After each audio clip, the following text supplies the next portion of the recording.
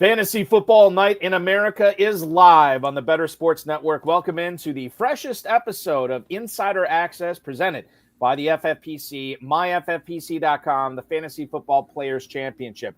I'll be your host for the next 2 hours. You can follow me on X at Eric Balkman because my name is Eric Balkman. You know me from the High Stakes Fantasy Football Hour, the RotoViz High Stakes Lowdown, and of course the FFPC. You know tonight's guest co-host from Roto Underworld on the X, course player profiler. You know him as one of the co-hosts of StackHunters from the Player Profiler Podcast Network. You know him as Overhyped Sleeper on X. And, of course, you probably know him best from his time moonlighting as a recurring guest co-host on this show. Mr. Dan Williamson, a guy who has forgotten more about high-stakes fantasy football than I'll ever know. Excited to hang out with you for the next 2 hours, my friend.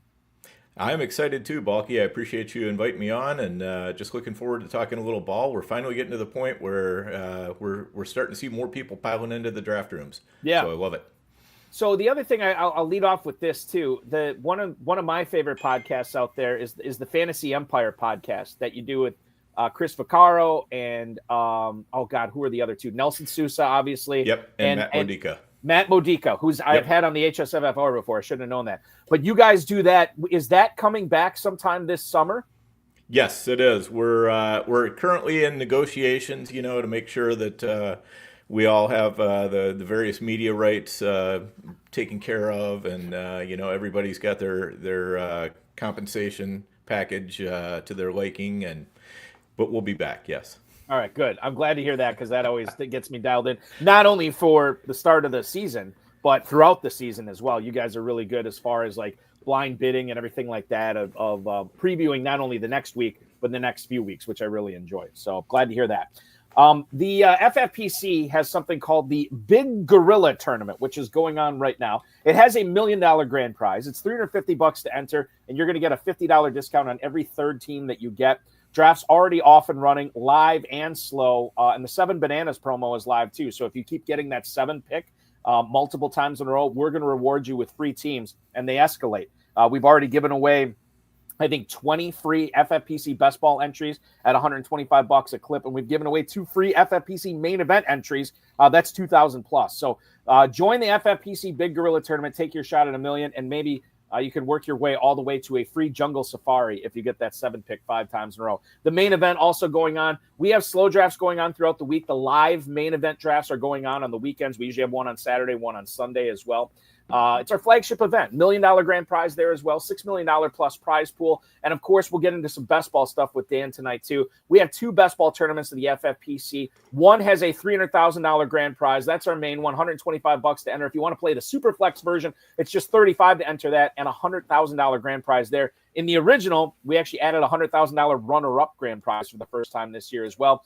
30-second, 60-second, 2-hour, and 6-hour clocks. And if you just can't get enough of Dynasty, we got Dynasty startups going on all summer long as well. Starting at $100, going up to $5,000, 2,000 plus leagues in the last 15 years, and none have ever folded. Check it out at myffpc.com. Shout out to the man behind the glass, pushing all the right buttons tonight, Matt Deutsch. Let's get into it, Dan. And I want to lead off in godforsaken Cleveland. I don't know if I've ever spent so much time over the course of the last few months on a quarterback situation as bad as the Brownies, but we have to talk about it because I think there are some difference makers there at tight end and at wide receiver. Now, according to Cameron Wolfe, who covers the Browns for ESPN, Joe Flacco is currently the favorite to land the team's starting gig. Now, Kenny Pickett is going to have the opportunity to apparently steal that in training camp and then the preseason. Shedeur Sanders, Dylan Gabriel are probably going to be players that they look at later on in the 2025 season once the season is ultimately lost here. Kevin Stefanski's offense was pretty good for Flacco in 2023. Third best adjusted yards per attempt in his NFL career. Granted, not a big sample size in 2023. And Stefanski says there's a high floor for this offense with Flacco running things. I don't know about you, but if this proves to be prescient and true, I'm loving this for David Njoku. I'm loving this for Jerry Jeudy, and maybe Cedric Tillman too. We'll get into Deontay Johnson throughout or a little bit later on in the program, Dan. But this news with Flacco, this reassures me, and I feel more confident picking guys like Jeudy and Njoku. Do you feel the same way? Yeah, definitely. I mean, alert the media. The Browns plan to start their most accomplished quarterback. That's the way I would go into it as well. We'll see what happens in training camp. I think there's some chance that Flacco has just lost enough off his fastball that it could end up being Kenny Pickett. We don't know. But this is where they should be starting, is with Flacco, and that's where they are starting. And that definitely makes me excited about Jeudy and Njoku. Njoku had an epic run with Flacco at the helm in 2023. So love that for him. I was very disappointed when the Browns didn't sign Flacco in 2024 and let him go over to Indianapolis. So glad to see him back somewhere where he's looking elite again. David Njoku right now, ADP, and shout out to Darren Armani, the godfather of the Pros versus Joes Challenge, a guy that anytime we cite ADP, we're always citing it from his website, fantasymojo.com. If you're playing the FFPC, highly recommend you get a subscription to fantasymojo.com. And Njoku he's actually fallen to tight end 10, but it's kind of a glut that he's in there. He's right by Mark Andrews, right by Jonnu Smith in the Big Gorilla ADP over the last 3 days. So I'm definitely in on Njoku. In fact, we could see him rise a little bit now with this news too. And then as far as Jerry Jeudy goes, wide receiver 33 at the 6'10 between Ridley and Olave. I'm fine with that price point there as well.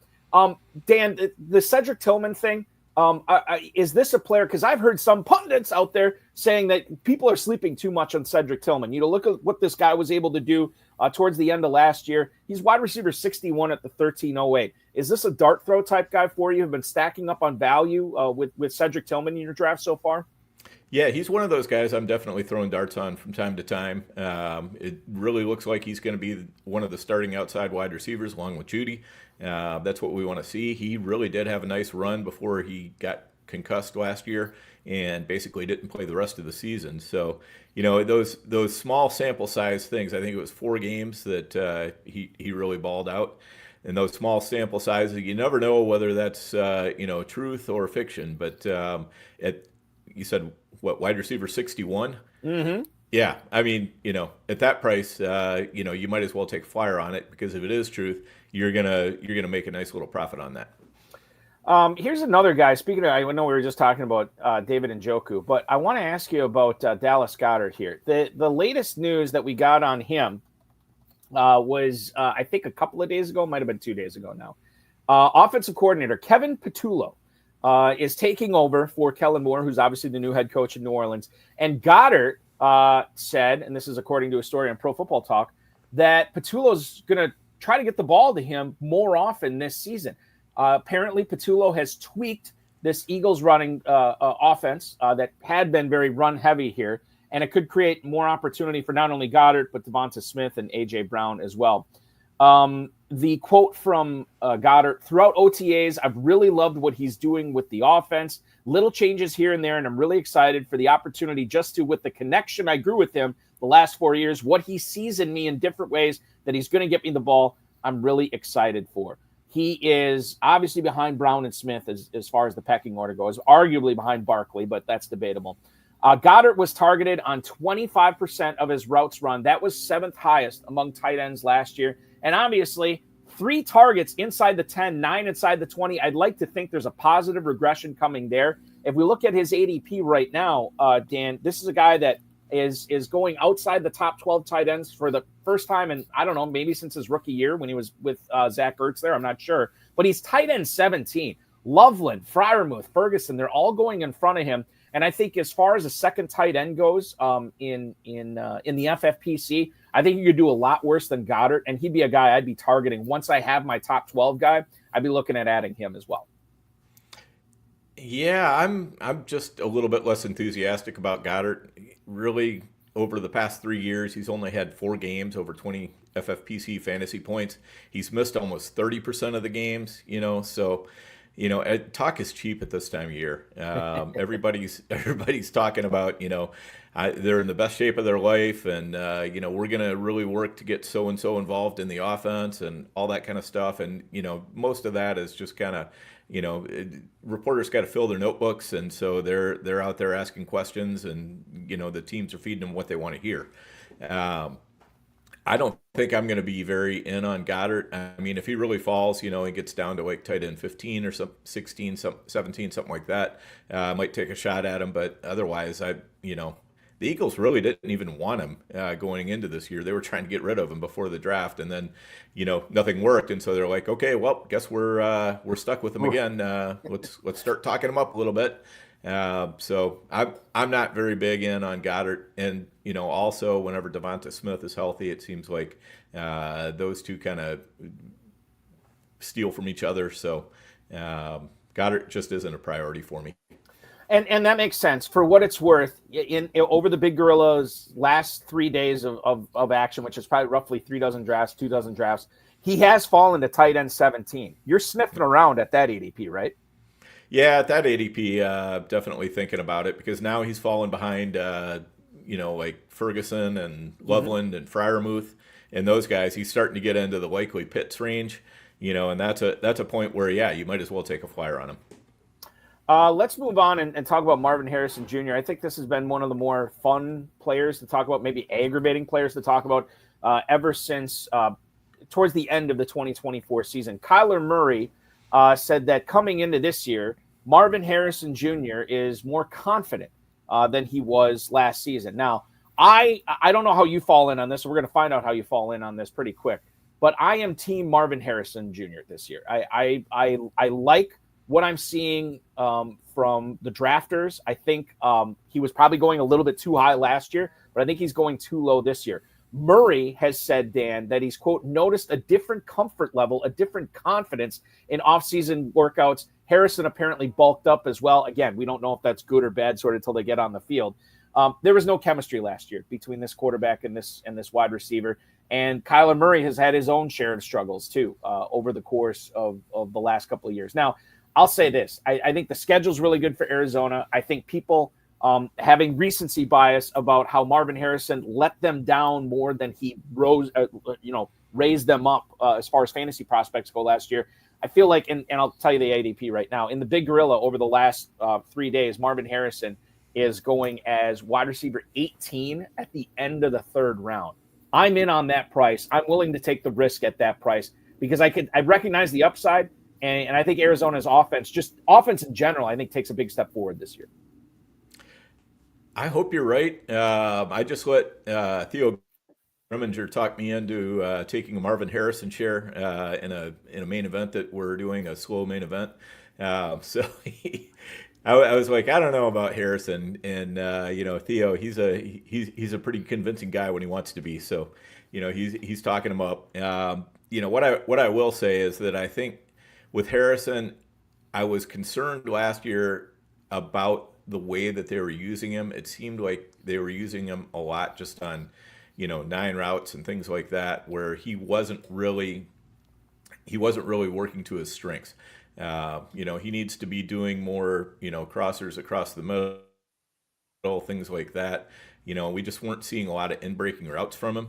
So we want to see more of those this year with the same offensive coordinator, same quarterback. I'm a little bit worried about that, because I think one of the problems with Harrison having all those deep routes is Kyler Murray, not the tallest quarterback in the world, right. And just hard to see. And I know that sound.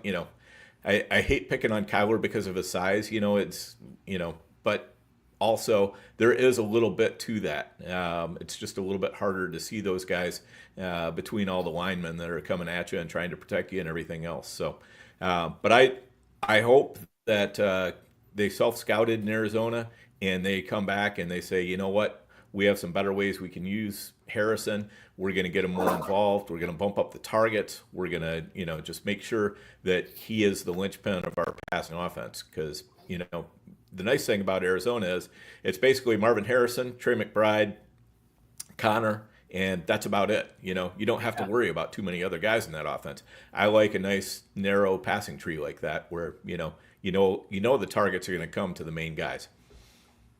The other thing to keep in mind about Harrison, he was a rookie last year, and with the way that they were using him, a lot of good veteran wide receivers would not been able to put up any numbers with how they were utilizing him. So I'm with you with the self-scouting thing. I hope that they understand, this is not the way that you treat this type of weapon. You have to expose him more to more high percentage stuff. where he can catch, make plays, make a play after he gets the ball in space. I think that's going to happen this year. Now, I'm willing to admit, I am not sold on this, but I'm definitely more so pro Harrison this year than anti Harrison. Harrison went to Ohio State, which has been wide receiver U. The latest coming into the NFL was the first round pick of the Buccaneers out of the Ohio State University, Emeka Egbuka. I will admit, Dan, I was not the biggest Egbuka guy. I was until the Buccaneers drafted, and I'm like, God, what a rotten landing spot. But then I think the drum beats we've heard since Egbuka's landed in Tampa have been very positive. You think about how good that passing offense was. Even when Evans and Godwin weren't out there, Baker Mayfield made it work. They have a pretty talented backfield. Say what you want about Rachaad White. Didn't you have a nickname for Rachaad White? I feel like there was some running back. I thought it was with Tampa, and I can't remember what it was. It was the trio of running backs. It was we had Bucky, Tucky, and Sucky. Sucky. That's what I forgot about that. Yeah, so it's Bucky Irving, Sean Tucker, and then Rachaad White, Bucky, Tucky, and Sucky. That's what it was. Anyway, so obviously, we like the running game there as far as Irving goes, and certainly there's some depth there. Jenna Laine, who covers the Buccaneers for ESPN, said that Egbuka is going to have a big role in this offense this year. Even after Chris Godwin gets back from ankle surgery, and we should talk about him too before we move off of Tampa here. But Egbuka is apparently looked like a running back with the ball in his hands, according to Jenna Laine at times here. Now, this is shorts and helmets, so take it for what it's worth. But this is a guy, Dan, that is the future of the Tampa passing offense. He's much younger than Evans, and Godwin could be gone. I think after next season or whatever. So he's going to have a role. Wide receiver 48 at the 10:02. I'm starting to get in on this price, and I feel like I kind of missed the boat when you could get Egbuka a lot cheaper, because now he is raising up almost to a single-digit round pick here. At this point, how do you feel about Egbuka's ADP, and what do you foresee happening with his stats in 2025? Well, the Eggman, as I call him, he is the Eggman. He's also the Walrus. Because he's going to make you go cuckoo cuckoo by the end of the season. I'm telling you, this guy is. I think he's going to be great. I can't believe that we got a first-round wide receiver on a top passing offense that's going, wide receiver 48. Like, what is this? Yeah. Just because a 32-year-old wide receiver and an injured 29-year-old wide receiver are technically in front of him on a depth chart. This offense is fantastic. Tampa Bay used 11 personnel 71% of the time last year, despite the Godwin and Evans injuries. So I don't see how this guy's not on the field an awful lot. And if anything happens to either of those guys, Egbuka is going to be one of the top two.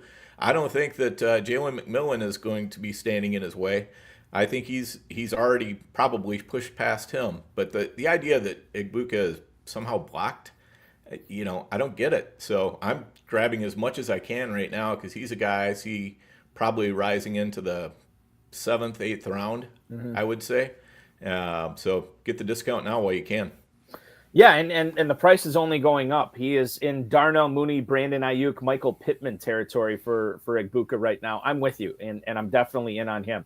Now, if we're in on Egbuka, who are we fading, Dan? I mean, in this Tampa offense. Right now, Mike Evans currently has an ADP in the Big Gorilla over the last 3 days as wide receiver 21. You got to invest a mid to late 4th round pick into him. Godwin, who's coming off the ankle surgery, which I should get your feel on him, wide receiver 30 in the middle of the 6th round. Are you in at either of those prices, knowing that this is an elite passing offense and has been an elite passing offense the last couple of years? Or is age and injury kind of scaring you off these two players? Age is starting to put me off of Evans a little bit, just because of the fact that, these bigger guys, when the career comes to a close, it's sometimes a cliff rather than a gentle slope down. So, I'm concerned about Evans. He had the injury last year and everything, but at the same time, I also know what he's capable of. So I have taken a few shares, but I'm probably a little bit underweight on him right now. Godwin, I haven't really taken very much of. It's a great price, but I'm kind of waiting until we get a little closer to training camp, start getting a little more real news. I think I can pump up my numbers on him pretty quick if I need to.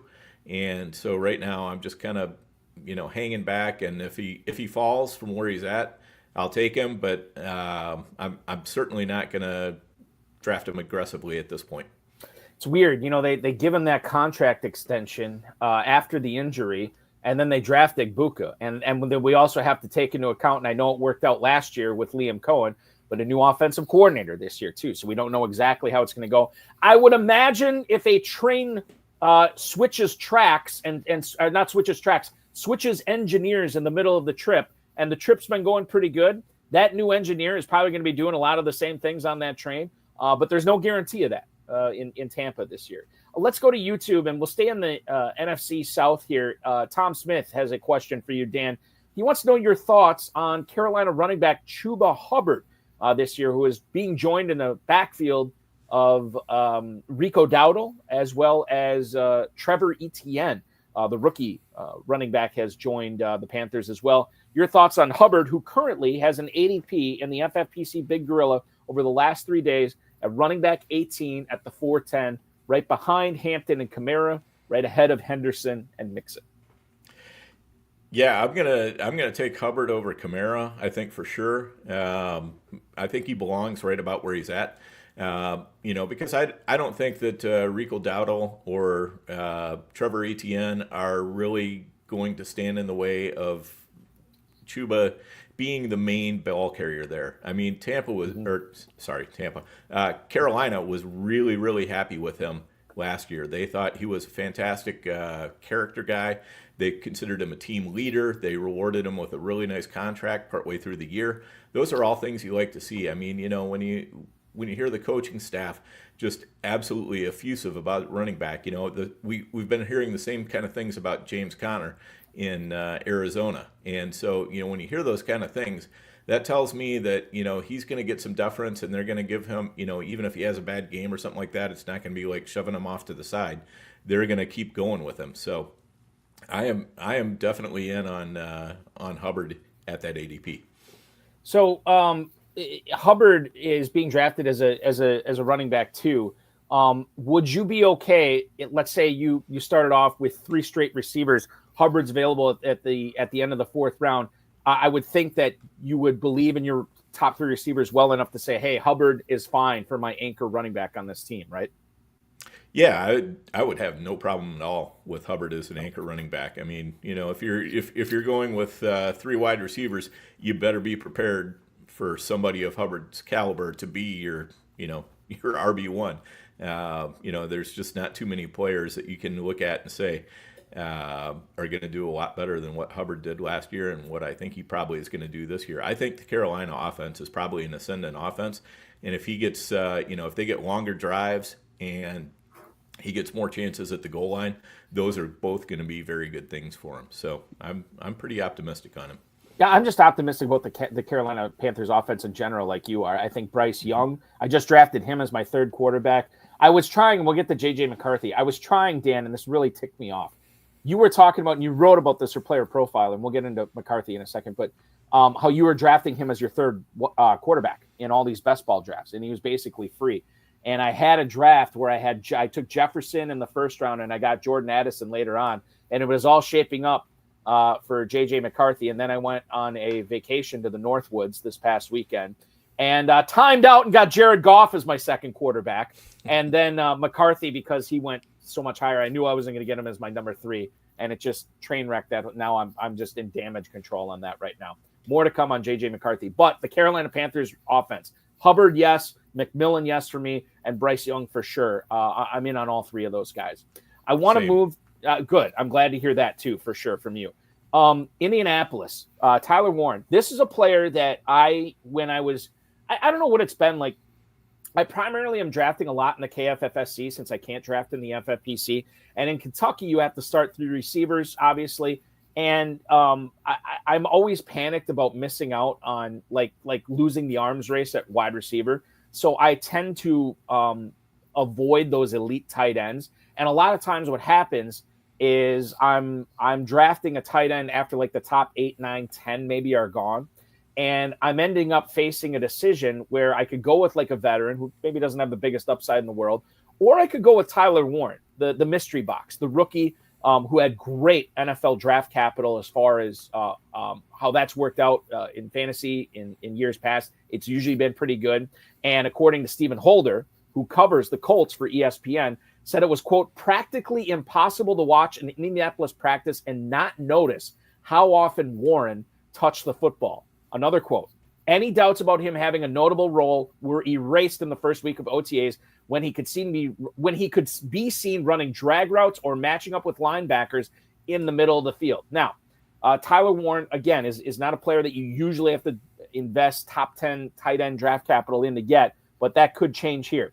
You mentioned early on in the season, beat writers are looking for a story. This may not, I may be hyperinflating this more than it needs to be, but I think at least, this is better than not hearing anything about Tyler Warren being used. And I know Pittman's going to get his targets. I know Downs is going to get his targets. But Tyler Warren to me is still very interesting here as tight end 10, tight end 11 off the board. In the Big Gorilla over the last 3 days in those drafts, Tyler Warren is tight end 11 at the end of the 8th round in tight end premium scoring. I like that price. I don't know what your Tyler Warren shares look like this year, though, Dan. I don't have a lot yet. He's been a player I've been watching, and it's not that I just don't like him or anything like that. It's more that where he's going in drafts, I'm usually cleaning up the last of the somewhat bankable running backs or things like that. So it seems like most of the time I've got other fish to fry around where he's going, and it's just it's nothing against him. It's just I've got other things that my build needs. I do think he's going in an interesting spot in the draft because he's going, more than a full round later than like Njoku and Mark Andrews and Jonnu Smith and all those. And then there's a little break, him and Tucker Kraft, and then you start getting into the Dalton Kincaids and Jake Fergusons and all of that. So, there's kind of a big area there where there's not a lot of tight ends going. So, if you need to sneak in a tight end, that can be a good spot to do it. Yeah, I'm with you, and that's what I have been doing. I did it more early on. His price is going up a little bit, but not much. It's not like he's shifting significantly. Quite frankly, I don't even know if this report does enough to move him up draft boards, but that's something that we'll be following here at the FFPC moving forward. Keaton Mitchell, the forgotten man in Baltimore, apparently he has looked both quicker and more assertive in recent weeks, according to a report from a couple of days ago from Jeff Zrebiec, who covers the Ravens for The Athletic. Had a really bad knee injury last season and was not trusting the recovery from that knee. And Zrebiec also pointed out, too, and I'm going to read the quote here from The Athletic, he's far too explosive not to get utilized. So I don't know if you utilize him at the expense of Derrick Henry. I wouldn't think that's the case. And as much of an alien as Derrick Henry is, Dan, he literally cannot play every single offensive snap this season. I don't think. There's a non-zero chance of anything. But Keaton Mitchell is interesting. Like Justice Hill is kind of, he is who he is. Did they add a rookie? I thought they added a rookie late on day 3 or an UDFA or something like that in Baltimore. But Keaton Mitchell. Go ahead. They added one last year. This year, I think they did add one late, but it might have been a UDFA. Yeah, and right now in the Big Gorilla, the only running backs that are being drafted on Baltimore are Henry, Justice Hill, and Keaton Mitchell. And Keaton Mitchell's basically less than a half round behind Justice Hill right now. I think Keaton Mitchell is a really good target late in your draft. This is a guy that would obviously have a significant role, a non-zero chance that he would have the lion's share of the touches in the Baltimore backfield if something were to happen to Derrick Henry. And we love the Ravens offense. We love how good that team is. I think there is an explosive opportunity, or Mitchell presents an explosive opportunity for a 16th, 17th round pick here. And this Zrebiec piece just reinforces that. He's basically free. He's not going to, train wreck your teams if he misses. And if Henry stays healthy, so what? But I think he's a bet worth making here late in your Big Gorilla drafts. Yeah, I think so too. The Justice Hill era was nice while it lasted. Last year, he was a guy that you could, he was a great handcuff to Henry because you knew if Henry went down, it was going to be all Justice Hill. That never happened, but Hill also had some standalone value sometimes in games. So there were times that you actually could use him, so it made him, kind of a nice best ball pick. And, if you needed a desperation flex, he was somebody you could throw in there. Now, I think if Henry goes down, it's going to be a timeshare between Hill and Mitchell. I don't think that they're going to, give everything to Keaton Mitchell or anything like that. I think Justice Hill will play a big part in that role too. But mostly I'm just hoping that Mitchell can get back to being an electric player in games. Mm-hmm. I mean, in practice, I'm glad that he's trusting his knee more, because as he said last year, he clearly wasn't trusting it. And that's definitely one step. But we've also seen players, who trust it in practice, and then when it gets to games, they can be still just a little bit more hesitant. When the pads go on, when you're just, running around in shorts and shells and things like that, it's one thing. Nobody's really doing anything other than just kind of, thumping you up or whatever. So, when the actual tackling happens, is he still going to be electric then? So I'm going to be watching him very closely in the preseason, but for now, he's super cheap. So, you might as well be taking some of those late round flyers because it could work out very, very nicely. Yeah, I don't see a reason that he would ascend draft. I think he's going to be pretty stationary here. He would have to make some big time plays in the preseason. I don't know if he's going to get that opportunity, recovering from this knee. Certainly there's a possibility for that, but I think right now where he is, I don't see him moving up much past that. Getting back to the tight end conversation, we don't often talk about blocking on this show, but blocking is integral to number one, so your offensive coordinator trusts you to be on the field. And number two, if you can block, you're going to be out there a bunch, whether you're a wide receiver, running back, or tight end. And in this case, it's Brenton Strange, who was complimented by his new head coach, Liam Coen, on his blocking ability. Justin Lewis from Jacksonville.com said that the offseason for Strange has been strong, and he's going to do a lot of different things under the new Coen offense in Jacksonville. Last year, 40 catches, just over 400 yards, and 2 touchdowns. This was playing behind Evan Engram, and then obviously when Engram started, or when he was out there, or when he missed time, Strange was the starting tight end there. Coen is a player or a coach that wants to lean on the running game, and obviously if Strange can improve his blocking, that's going to be very good for having him out there on a lot of plays this year. Last year, out of 83 qualifying players, he was 44th in run blocking, according to Pro Football Focus, 17th out of 45 in qualifying tight ends in yards per route, which obviously that measures your pass catching efficiency. Second round pick. I think a lot of people forget about that, Dan, that this dude was drafted in the second round out of Penn State by Jacksonville. Say what you will about Evan Engram. Maybe the contract was untenable, but I'm sure moving on from Engram, a guy who has had a 100-catch season for Jacksonville, it kind of was easier because you had Brenton Strange out there. He's another player, too. When those top 13, top 14 tight ends are gone, you can look at Strange as an upside guy. I mean, right now he's tight end 20 at the 1203. I think even with the presence of Travis Hunter, even with the presence of Brian Thomas, that is a bet worth making. I know I feel like I've been pumping everybody up in the first half hour of this show, and you've been kind of bringing me back down to earth, which is fine, by the way.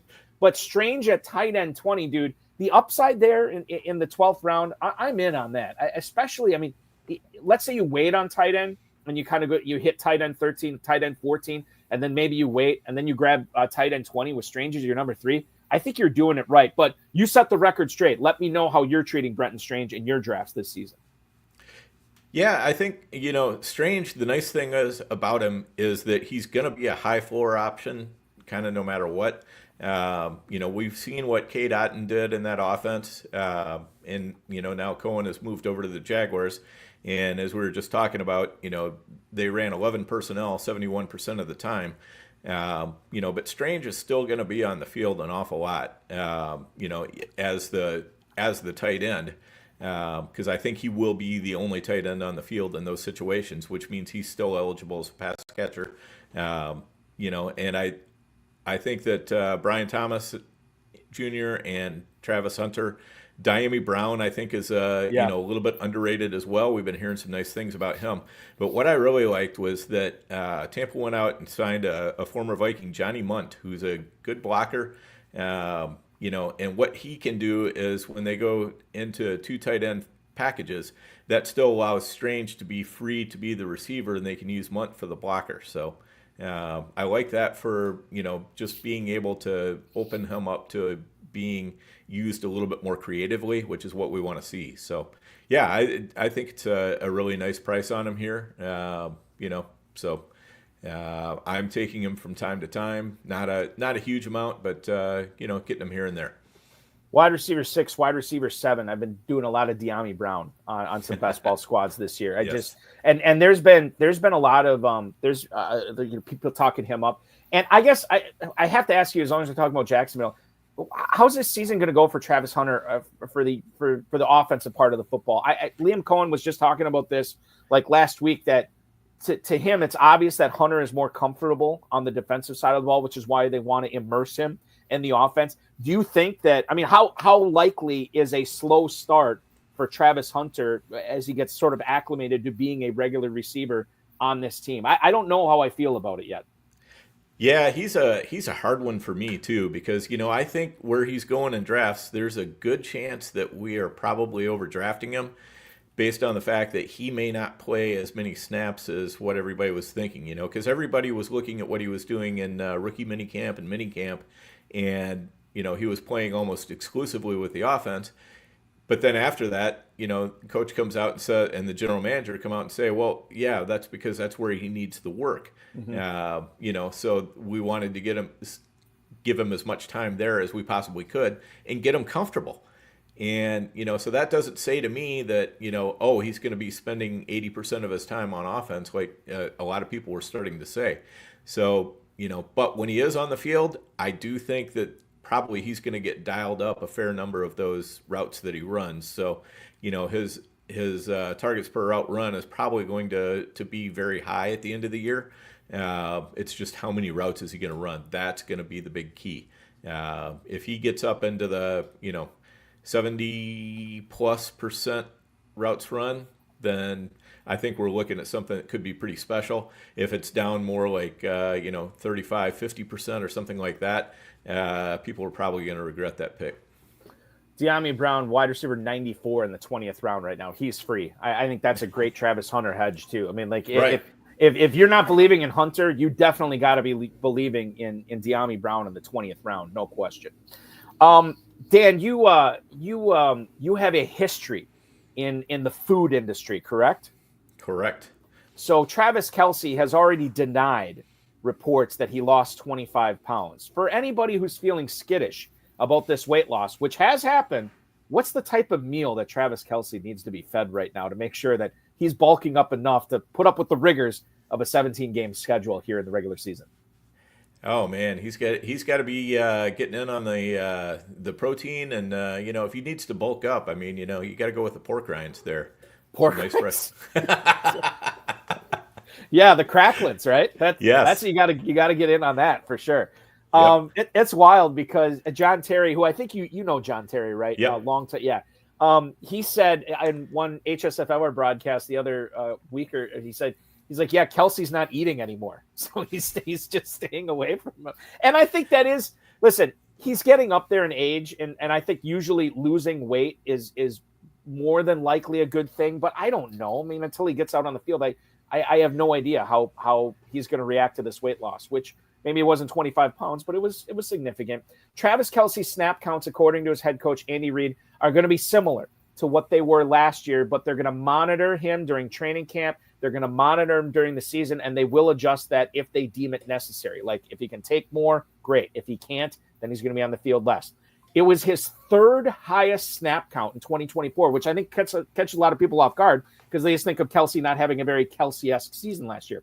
He was out there the third most he's ever been, 930-plus snaps last year, the fourth most routes of his career run last year. And if it's going to be similar in 2025, we should be liking this. Now, Kelce is getting older, and Andy Reid obviously has already been screamed at by Kelce during the Super Bowl. So if Reid has to pull him off the field, I think he's willing to take that heat and that that anger from Kelce.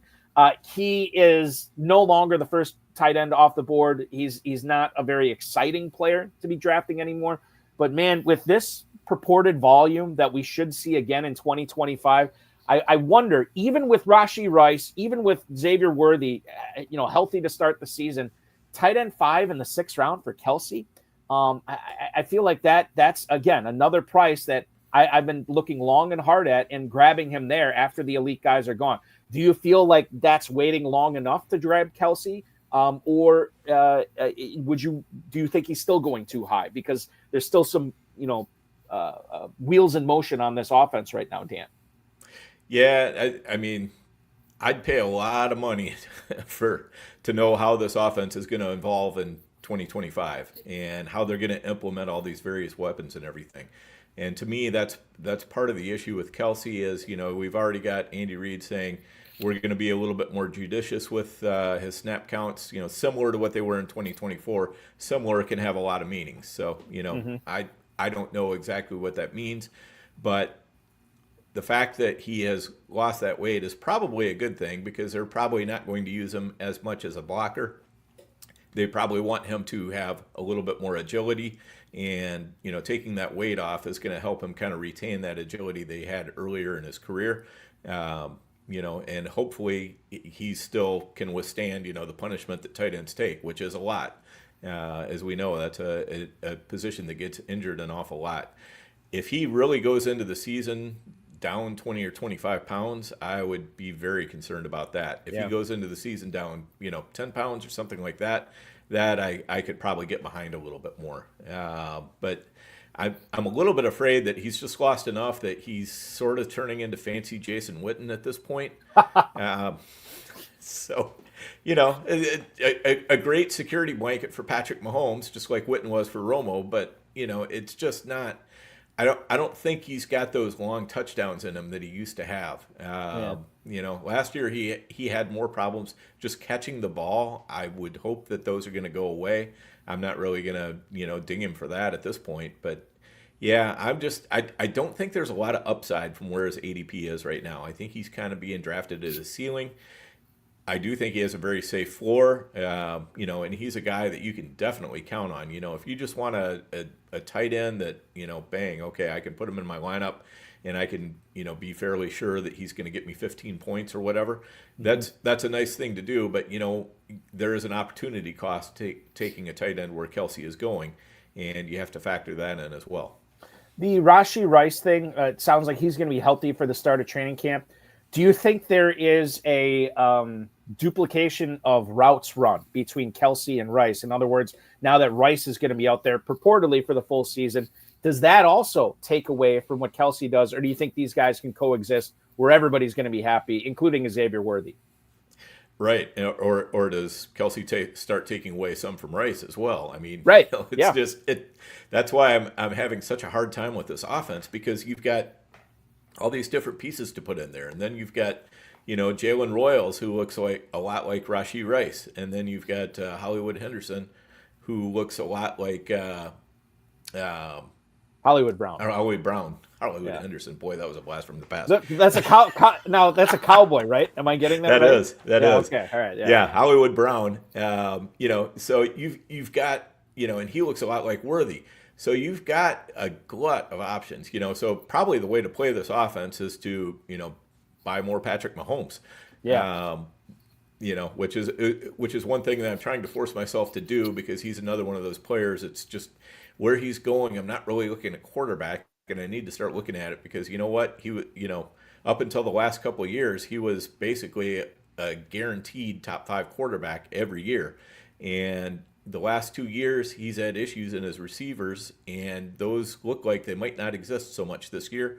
So, getting in there and going with Mahomes and just kind of playing it through him, I think that makes a lot of sense. And, hopefully some more clarity comes out over the coming weeks as to what everybody's role is going to be in this offense. I'm not saying that this is going to happen, but I just remember all those Chiefs games last year, these one-score games that were like grinded out type games. I can't imagine that happens 2 years in a row. And maybe Mahomes is passing more, not only because he has the talent and healthy guys out there, but maybe out of necessity too. And that could make him a nice little buy. Right now, he's going in the early 8th round as quarterback 6, about a round and a half ahead of the next quarterback in Baker Mayfield. and he is roughly 2.5 rounds behind the next quarterback above him, and Joe Burrow. So he's sort of on his own little island there. One more thing I want to get to before we take our first break. Bucky Irving, let's get back to him. He's looking to build off of his 2024 season. Todd Bowles, the newly extended Todd Bowles, congratulations, told Dan Pompei, who covers the NFL for The Athletic, that apparently the game has slowed down for Irving. He has improved his pass protection and cleaned up his footwork this offseason, according to Bowles. Now, listen, I could see cleaning up the footwork. Pass pro, I don't know how we already know he's improved that this offseason. Like, until we get everybody, pass rushers coming in at full speed on him, I don't know if that's going to happen. Or I don't know if we know that has happened yet. Here's my biggest problem here with Bucky Irving, and it's not him himself. He finished as running back 13 last year. He only started 3 games, and he was not really out there on passing downs. So if he does get out there more on passing downs, because of this purported improved pass protection, then he should be putting up better stats. Efficiency be damned, because it's a volume position, or it's a volume situation then for Bucky Irving. He's going as running back 8 at the 209. Dan, I saw a Fantasy Mojo post on X about this. Bucky Irving went at the 109 last night. It was the highest he's gone in the last 3 days. But even at the 209, is that a player that you want to be in business with? Not necessarily because you don't like the player, but the investment in draft capital is pretty significant for a guy who really has only given us 1 year of fantasy football greatness. Granted, it was the only year he was in the league, and maybe he'll still be fine, but there is that 1 year wonder aspect that has my brain addled. Yeah, and I'm kind of with you. I mean, I'm not drafting him, but he's somebody I haven't been taking a lot of just because he's not really falling that far, at least in the drafts I've been doing. He has been kind of going in that, mid-late second. I keep trying to get him, at the very end of the second, or maybe popping around to the third round, and it just doesn't happen. And it's just tough right now because you know what? I see Chase Brown, who's available, into the early third, and I'm like, do I want to pay a mid to late second for Bucky, or do I want to just go ahead and take Chase Brown the next round and grab an elite receiver here? And typically that's what I've been doing, is grabbing that elite receiver and then just pushing it on around. And if Bucky doesn't come back to me, then Chase does. Mm-hmm. Dan, have you ever, and I'll get to Tom Smith's question on YouTube here, do you remember it was a 1990s sitcom, I believe on ABC, called Hanging with Mr. Cooper? It starred Mark Curry. Do you remember the show at all? I remember hearing about it. I don't think I ever watched it. It's fine. You don't have to watch it. But I was watching it. No, there's no quiz. Okay. I was watching it this morning. Okay. And I liked this show back. Like, I was like a preteen or a teenager whenever it was on the air. I liked it. I thought Mark Curry was hilarious. I was watching it this morning, getting some work done. And the episode was this car, this beautiful car that looked great on the outside, drove fantastic. But the owner said it was cursed. And if you buy this car, which Mark Curry did, all this bad stuff is going to start happening. So both him and Mark Curry, when he tried to sell the car, when he realized it was cursed, kept going down in price, right? Like, okay, I want $3,500. Okay, you won't take that? $2,000. Okay, $1,500. Okay, final offer, $500. And finally, that was good enough for these guys to sell the car. Kyle Pitts is that car in fantasy football drafts this year. He looks so great. He's teased us with his talent, but at the same time, dude has not returned value on his ADP since his rookie season. And I say, to you right now, Dan, look at Pitts. Look what he's been able to do. I don't know. Okay, well, he's going in the 8th round. Yeah, I still don't think I can make it happen with Pitts. Well, how about the 15th round? Could you make it happen in the 15th? Well, okay, not 15th round, but like the 9th round or whatever. No, I can't make it happen in the 9th round. Well, now he's going as tight end 19 at the 11-10, Dan. Are you forking over that draft capital and say, okay, fine, I'll take my chances with Kyle Pitts at the 11-10 as tight end 19, or is it still not deep enough into the draft? So this is one place where I listened to something that David Hubbard has said more than one time, which is basically that, you know what, if a guy's a bad pick, getting him 3 rounds cheaper doesn't make him any better of a pick.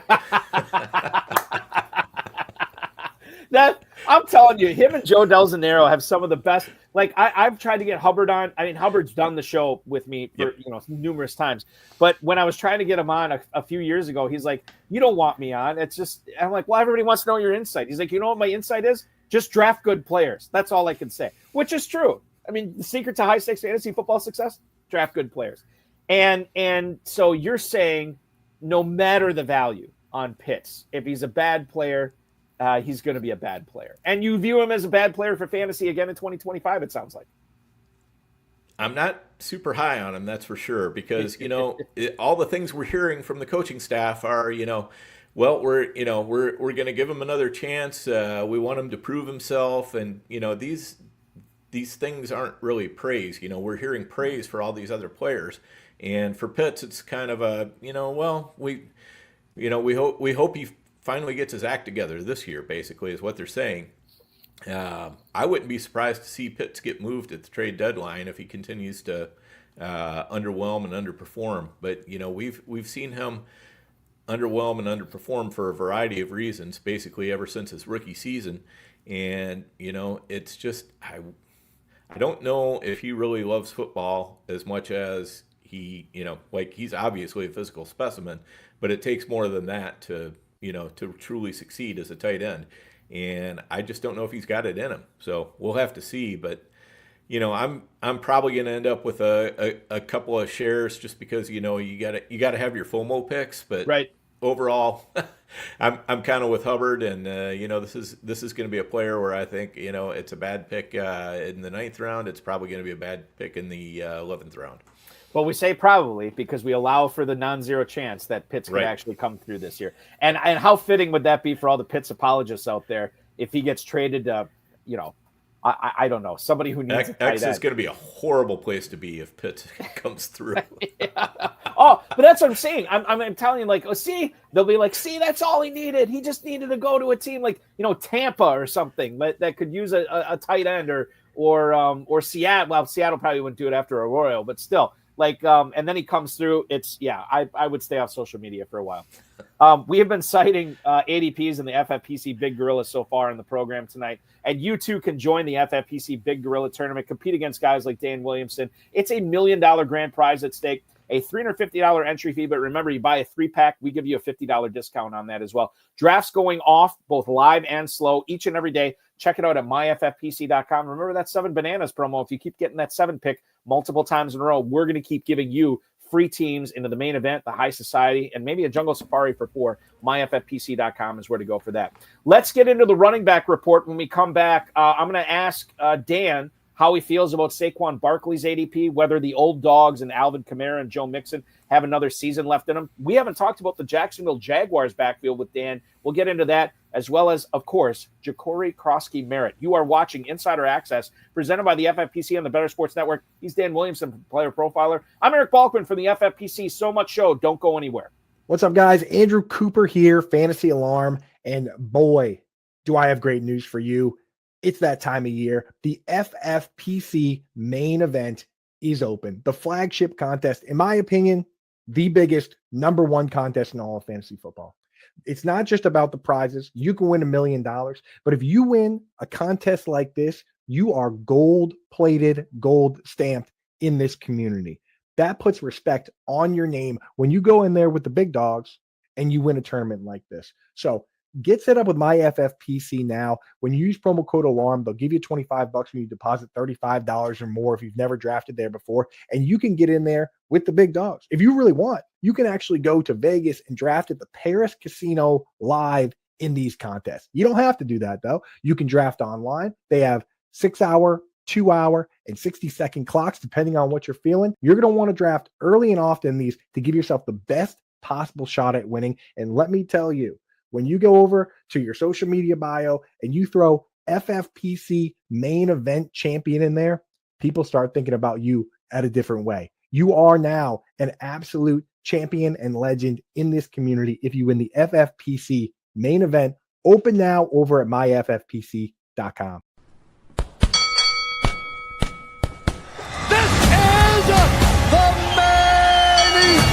main event draft We're drafting season. a main event team on FFPC $2,000 entry team.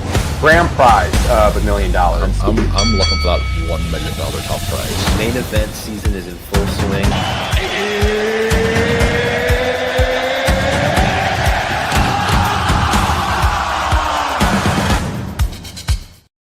Heavyweights clash, heavyweights cash with the FFPC main event. Play it today at myffpc.com. It's our flagship event. You could be a fantasy football millionaire this year if you win it. $6 million plus prize pool. So even if you don't win the whole thing, you're going to have a really, really good payday at the end of the season. Remember, slow drafts going off right now, live drafts going on the weekends. Myffpc.com is where to go for that, for the FFPC main event. The Insider Access Show presented by the FFPC rolls on here tonight. Dan Williamson from Player Profiler, the co-host of the StackHunters podcast, along with another former guest co-host of the show, Bradley Stalder. Dan, for anybody who is tuning into Player Profiler's StackHunters show, what's the type of stuff that you guys mainly focus on? Basically, we spend most of our time on best ball, a lot of it on FFPC best ball, a little bit of underdog, but, mostly FFPC, and just kind of talking about strategy.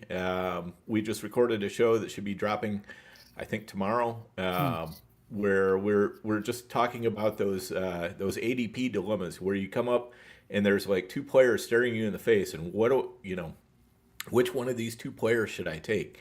So Bradley came up with about 7 or 8 for me. I came up with about 7 or 8 for him, and we just kind of talked it through. So that's what we're trying to do, is just help everybody out in handling those best ball drafts and make you a better best ball drafter. I got to ask you about this. The name of the show is Stack Hunter, so I would imagine that there is some stack hunting strategy going on with that. I have heard over the course of years, when stacking became a thing over the better part of a decade ago, people were always looking for that. I have heard people tell me, like, look, if it happens, it happens, but I'm certainly not going out of my way to try to get a stack. And then I've heard, and this is best ball drafters, and then I've heard, like, look, no, you don't take naked quarterbacks. That's not how you win. So there's opposite ends of the spectrum here.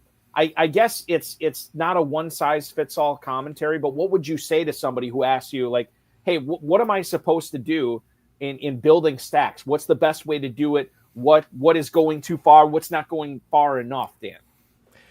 You kind of want to middle it. I mean, you want to build with an eye towards potential stacks. You always want, when you're looking at the players who are, as you're coming up to make your next pick, you want to look at the players who might potentially fit that stack, but you don't want to be doing too much reaching. If you're doing too much reaching, you're just making your stack should help you, but reaching hurts you. So, you're at best staying neutral, and you might be hurting yourself, especially if you're reaching too far. So yeah. I'll reach by a half a round or so to do a stack. I generally won't reach any more than that. I just don't think it's necessary. It was, I think it was 2 years ago, Toyo won the Best Ball Challenge, and he had basically no stacks at all on his team. And, it was, I talked to him afterwards, and I was like, did you intentionally do that? And he said, I just didn't see any stacks that were making sense for me. I didn't want to reach for them, so this is what I did. So I think that makes a lot of sense. So you want to get them if they're there, but if they're not there, don't try to push it too hard. I always like the idea too of the reverse stack too, where you get JSN and maybe you get who's another good example, Cooper Kupp, if you believe in him, but then you get Darnold in the 18th round, you know what I mean, or Tagovailoa, where you get Hill and you get Waddle, and then you get Tagovailoa in the 17th round or whatever it is. Like sometimes you get the cheap stacks too that don't really cost you a whole lot, and you might have already paid the cost, and then you just add these quarterbacks later, which is fine. Better Boss chiming in on YouTube right now. Stack Titans and thank me later. Where do you stand on that, Dan? Cam Ward, Alvin Ridley. Who else is on that team? Shamir DK, Alec Iamaner. You obviously have the running backs, Chiga Okonkwo. Am I forgetting anybody, or is that it? No, Tyler Lockett. That's what I'm forgetting. Where do you? And I know. Oh my God, I'm asking I just realized who I'm asking about with Tyler Lockett. So maybe I'm asking the wrong person about this. But stacking Titans this year, Dan. You can do some of it. I'll probably have some reverse Titan stacks, but it's nothing I'm going out of my way to do. I don't see the Titans as being the super resurgent offense. I do think Cam Ward is probably going to be a good quarterback, but I don't know if he's going to be so precocious that he's immediately lifting, all the Titans' boats this year. I think it's going to be a little bit of a work in progress. He's going to need some more weapons next year, and this thing will come together. But I think he's probably a year early on stacking Titans here. Yeah, I think you're right. I could see this coming together. I just don't see anybody. You think about what the Bears did with Caleb Williams last year. I mean, they already had more. They went out and got Odunze. They already had Cole Kmet. And obviously they went out and got Keenan Allen, too. The one thing they didn't get him was an offensive line, which I think they did in this offseason. But it remains to be seen how well that gels together. I mean, it just sometimes you fall into a topic here, Dan. Caleb Williams in year 2. With Ben Johnson now as the head coach calling plays there. Offensive line on paper is significantly better than it was last year. All signs point to a big leap forward to a Bears team that I think finished 7-10 last year. It's not like they were terrible. And they had that really long losing streak. Is there something here with the Bears for fantasy? Yeah, there might be, but I'll tell you what, Caleb Williams is way too expensive for me because he's being drafted as if this is a guarantee that it's going to happen. I mean, we don't seem to learn this lesson with the rookie quarterbacks. When we decide that they're good, we keep pushing them. This happened with Trevor Lawrence. Kind of the reverse thing happened with C.J. Stroud, where he was actually pretty good his freshman year, but then, his second year in the NFL took a big step back. I think it's just putting the cart before the horse to be drafting Caleb Williams that high. If he was going, around where Dak Prescott is or something like that, I think that would make a lot more sense to me because I know he's got good weapons. I know he's got a good offensive line. But you know what? A lot of the problems last year were not necessarily the line's problems. It was that Caleb Williams was running around back there like a chicken with his head cut off, and he wasn't really staying within the play, and he was just making silly mistakes, and he was getting himself sacked a lot. And when that happens, that's things that the quarterback has to clean up. It's not necessarily a function of, if he just has better protection, then he'll do better. He's still got to learn to work within that pocket, not get nervous, just keep making his reads, all that kind of stuff. And it's easy to talk about, but it's hard to do. So, I think the jury's still out on Williams. I'm not going to pay he's QB 7 or something like that. No. He's not that high. Caleb Williams right now over the last 3 days in the Big Gorilla. 13, sorry. Quarterback 13, yeah. Yeah, he is. So does that change anything knowing that he's quarterback 13, or is that still too high for you? Yeah, a little bit, but you know what? I'd rather have Dak. I'd rather have Brock Purdy. Purdy for sure. Yep, for me. Yep. But Drake May is interesting because you can get Drake May basically a round and a half later. Do you like that price better for May than for Williams at 12.07? Yes, definitely. Yeah, I like that. What about Jared Goff at 13.06 versus Caleb Williams 12.07? Man, I'll be honest with you. Just real quick about Goff.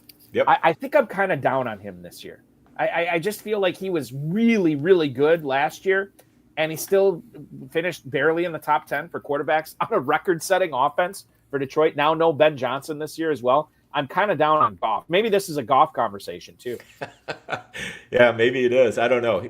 I mean, but he's basically a drop back passer, and those guys have to really, really ball out to keep up with the running quarterbacks. Those dual threat quarterbacks, they score so many points with their legs. They get the rushing touchdowns, they get the rushing yards, all that kind of stuff, and that adds up to an extra couple of touchdowns.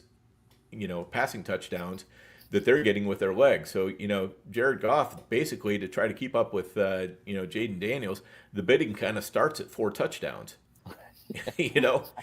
and that's a pretty tough ask. So, he can have big games for sure. I have him on a couple of teams, and I don't actually mind him that much in managed leagues like the Big Gorilla because of the fact that, a lot of times it's pretty easy to see a big Goff game coming.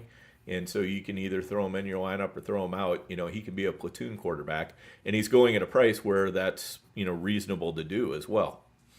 The quarterback conversation is compelling. This is technically the running back report segment, so I want to get on running backs, and I'm sorry for misleading us down this quarterback path. Let's talk about Saquon Barkley. Dan, I mentioned this earlier. I had back-to-back 3 picks in a couple of Kentucky Fantasy Football State Championship drafts, which were both best balls. Not that it matters at the 103. But I was too scared of taking Barkley at 103 because of the workload he had last year. And you look at the history of running backs that touched the ball as much as he did. The following year was really bad almost all the time. Not every time, but almost all the time. So I was like, I'm too scared to take Barkley. I took Justin Jefferson, your guy there at 103. And then the next draft, I got too scared of not taking Saquon Barkley. So then I was like, all right, I got to take Barkley here in this draft. So I went back to back, 1 Jefferson share, 1 Barkley share. Let's focus on Barkley here. How nervous does his workload from 2024 make you about him? And not only that, this is Will Shipley's second year. I wonder if Philadelphia incorporates him a little bit more to save the drain on Barkley over the course of the season.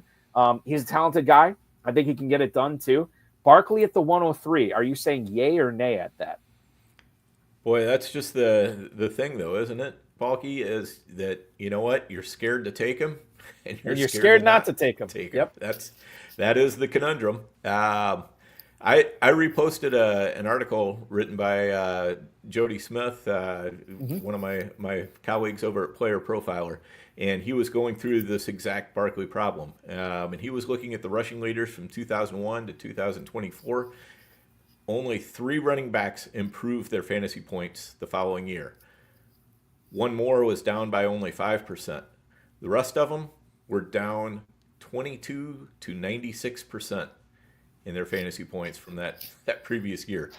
So basically, you say 1 was almost even, 3 improved. Out of 24 running backs, you're talking about maybe a 16% chance that this works out for you. If history is any sort of a guide, I mean, I know every player is an individual, so, yeah, you can't just sit there and say, well, history says. But on the other hand, it does give you an idea of what sort of odds a player might be up against and whether you think they can beat those odds or not. The injuries are definitely a little bit of a concern with Barkley because he has had seasons where he's been injured in the past. I don't think he's injury prone or anything like that. But, with a massive workload like that, you just, every touch is a chance to get hurt. Mm-hmm. The tush push is killing his touchdowns. If you were a Barkley fan, you should have been rooting against that tush push rooting for the tush push ban. Yeah. Because he got a lot of long touchdowns last year. And I don't know, he is fast. And so I do expect Barkley to get long touchdowns, but I don't know if we can expect him to get that many long touchdowns. Those things kind of tend to fade, and they come and they go. The thing that really gets me though is Barkley is 26 among running backs with only 43 targets. If you take that on a per game basis, he was 34th in targets on a per game basis. That's tough because usually these running backs who are up in the top 3, top 5, top 6, whatever, are running backs who are catching an awful lot of passes as well, and that's just not Barkley anymore. He has the ability, the potential, but Jalen Hurts has just never thrown to his running backs. It just hasn't happened in the entirety of his career, so I don't see it happening again this year. So I'm fading Barkley. I wouldn't say I guess I would say I'm fading him. I will, obviously, I just mentioned, I will take him there. But by and large, I mean, I would much prefer having a healthier share of CeeDee Lamb or Justin Jefferson or even Jahmyr Gibbs at that point, rather than taking Barkley. If I had the 3 pick 12 times, I'd probably take Barkley, I don't know, maybe 4 times, maybe 5. 5 is kind of aggressive. But 4 for sure at that point. I'm with you. I think there's a lot of red flags out here, and we could be sitting doing this show at this time next year and saying, like, it was so obvious that Barkley was going to be a bust this year. Or maybe he won't be. You never know. Anytime you're getting up there in age, there's always a question. And that leads into the next player on the running back report, Alvin Kamara. We should hate this player, Dan. We should absolutely hate Alvin Kamara. He's on a god-awful offense. brand new head coach, brand new OC. He's got a Tyler Shuck at quarterback. We don't even know if that's the case. Who's a rookie, who I believe is just as old as Kamara is, and like there's nothing to like right here. There's just nothing. I think we could point to volume, but Dave Gerzak, the old HSFF Hour co-host and FFPC co-founder, he would tell you he stays away from accumulators, and I worry that Alvin Kamara is an accumulator at this point in his career. You couple that with his ADP right now, running back 17, you got to soak a mid-4th round pick into a 47-year-old running back. I don't know if I'm willing to do that at this point. He's not 47. I just feel like he's been in the league for 25 years. Alvin Kamara, when you look at this player, I have a feeling you're staying away, but feel free to give me the fight on Kamara if you like him there. No, I'm not going to fight you too hard on this one, Balky. I think you laid out the case very well. I think he's got a solid floor, but I'm looking for somebody who has the chance to punch their way up into a top 6 running back or something like that. And with the offense around him, I just don't see that that's going to be the case, because I think the Saints are going to have a hard time sustaining drives. They're going to have a hard time getting into scoring position, and those are the things that really feed running backs. So he's got a nice floor to him, but I'm just not really seeing the ceiling. And especially and this kind of relates to Barkley too. When we get to doing main events, which are going right now, and I've got a couple of them going right now, and you crank a couple $1,000s into a draft, and then you got to decide, do I want to take this player, like Barkley, where there's like this big chance of things going very, very wrong. And if your first round pick goes very, very wrong, it's hard to recover from, especially in drafts of that sort, where probably most or all of the drafters around you are very, very good. And if you make a mistake like that, you're probably not going to survive it. I just like being wrong about the younger guys. I say this all the time. People are probably getting sick of me saying it. I think the NFL is a young man's game. And once you get up in age, it's very, very difficult to sustain that level of success, to the point with Kamara where he's going right now. Omari and Hampton is right next to him. Give me the mystery box with the rookie who should have more juice in his legs come December when the money's paid out, rather than in September and October. Kenneth Walker is going right around there. Chuba Hubbard, who we already talked about. Travion Henderson, which, I could go either way on him. And I think I have more shares than Henderson than I think more people, or than most people. I've been breaking ties in favor of Henderson this year quite a bit.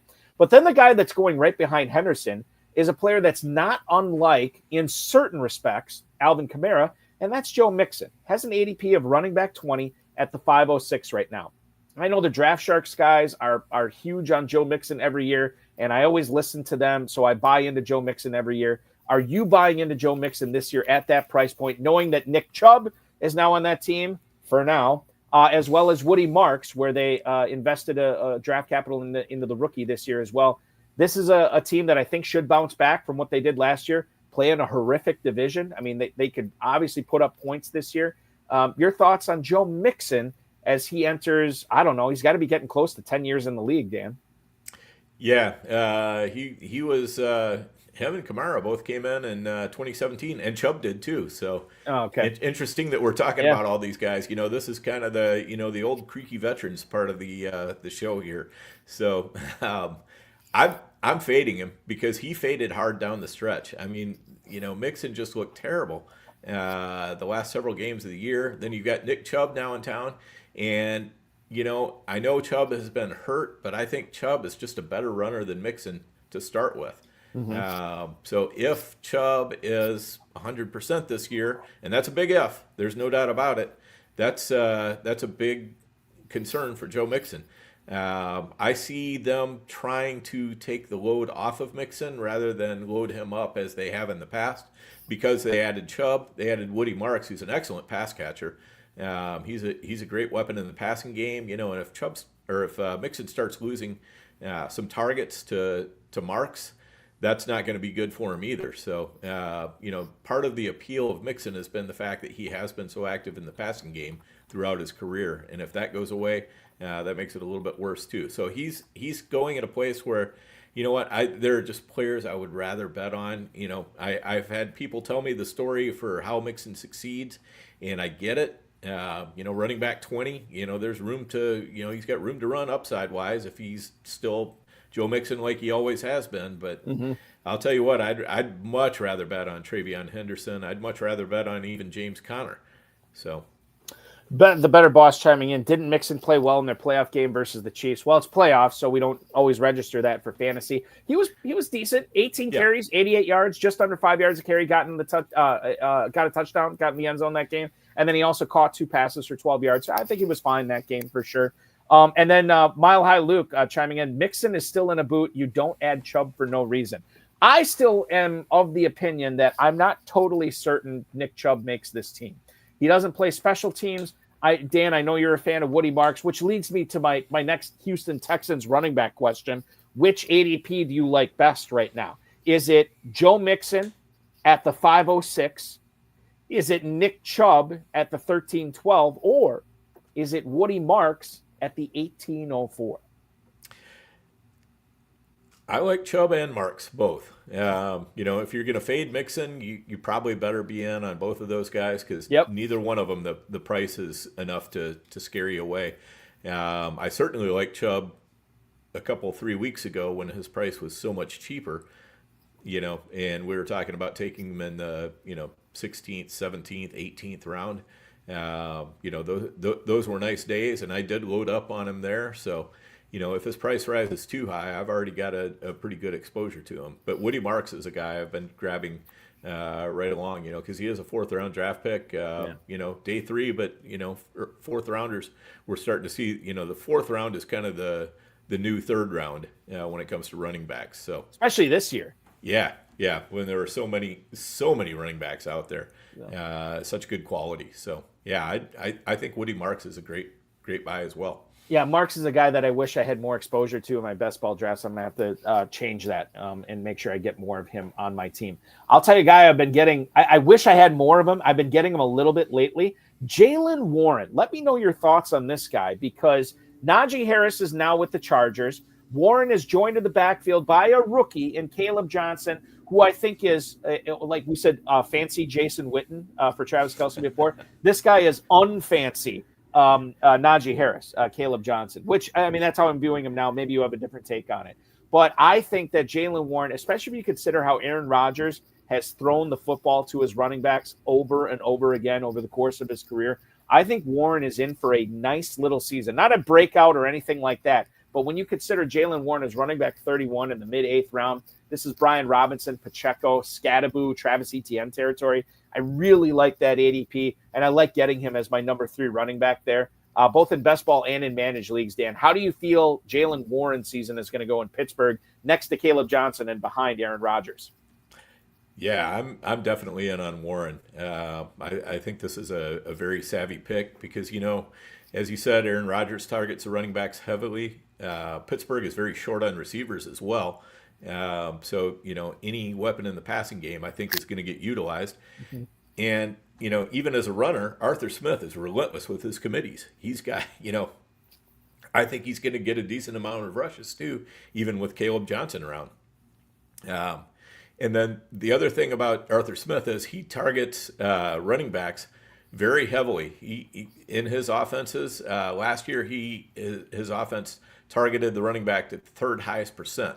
So I think that makes, you know, that all that added together makes Jaylen Warren a really nice value.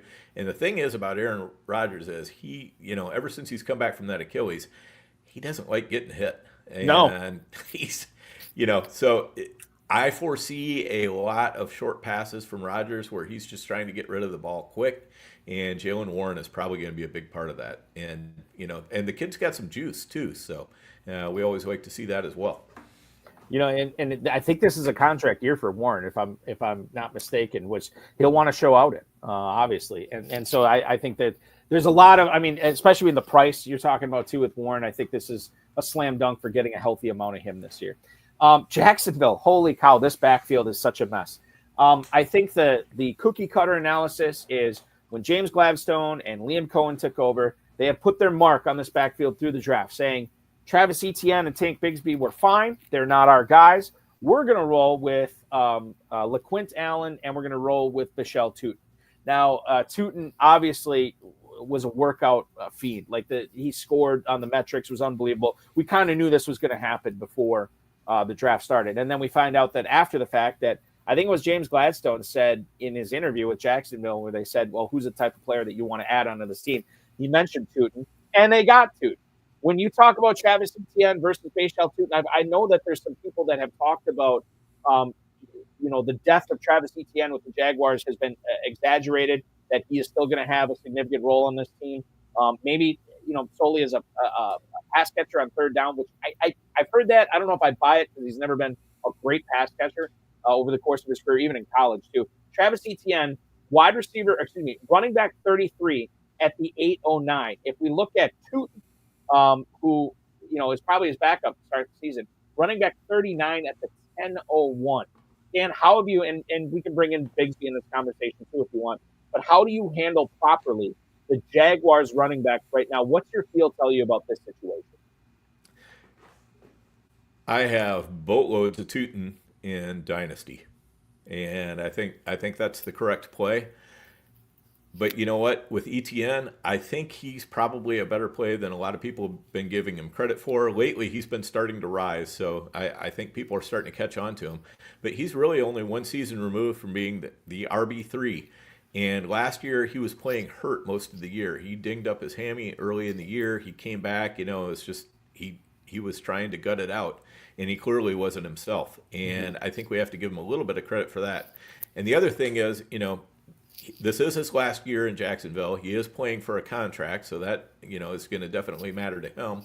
And for Jacksonville, they might want to slow play bringing along Tootin, who's had fumbling problems. So they may want to get good use out of Etienne during this last year that they have him under contract.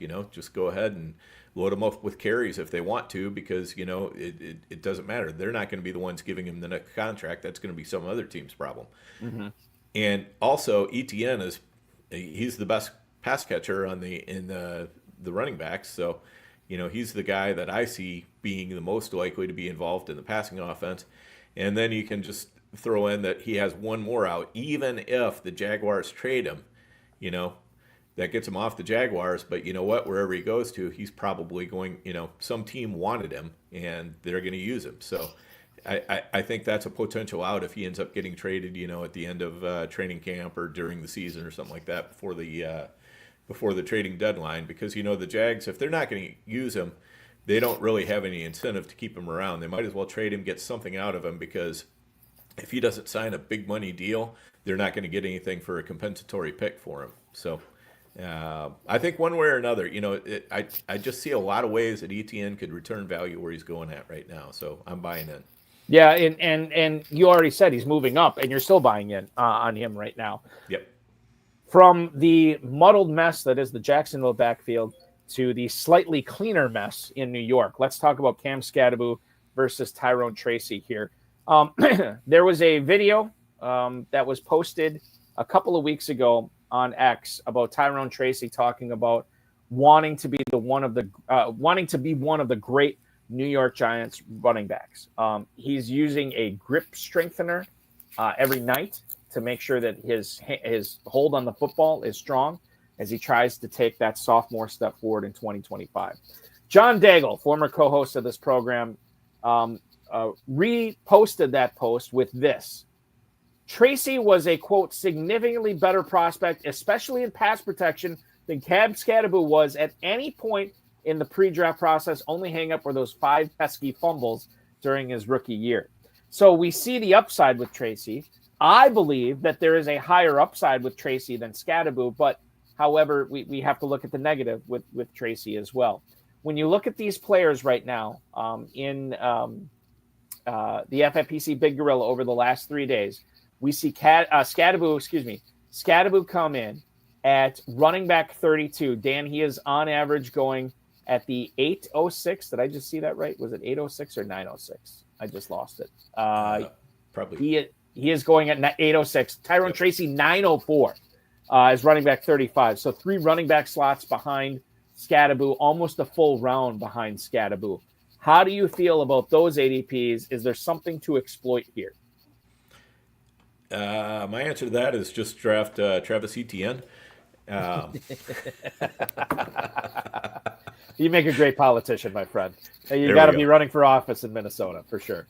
Oh, no, I don't think I need any part of that. That's true. Who needs yeah. the extra stress of being a Minnesota lawmaker right now? For God's sake, Exactly, unbelievable. Exactly. But in regards to Scadaboo versus Tracy, I don't know. I mean, I've heard some people take a strong stance on this.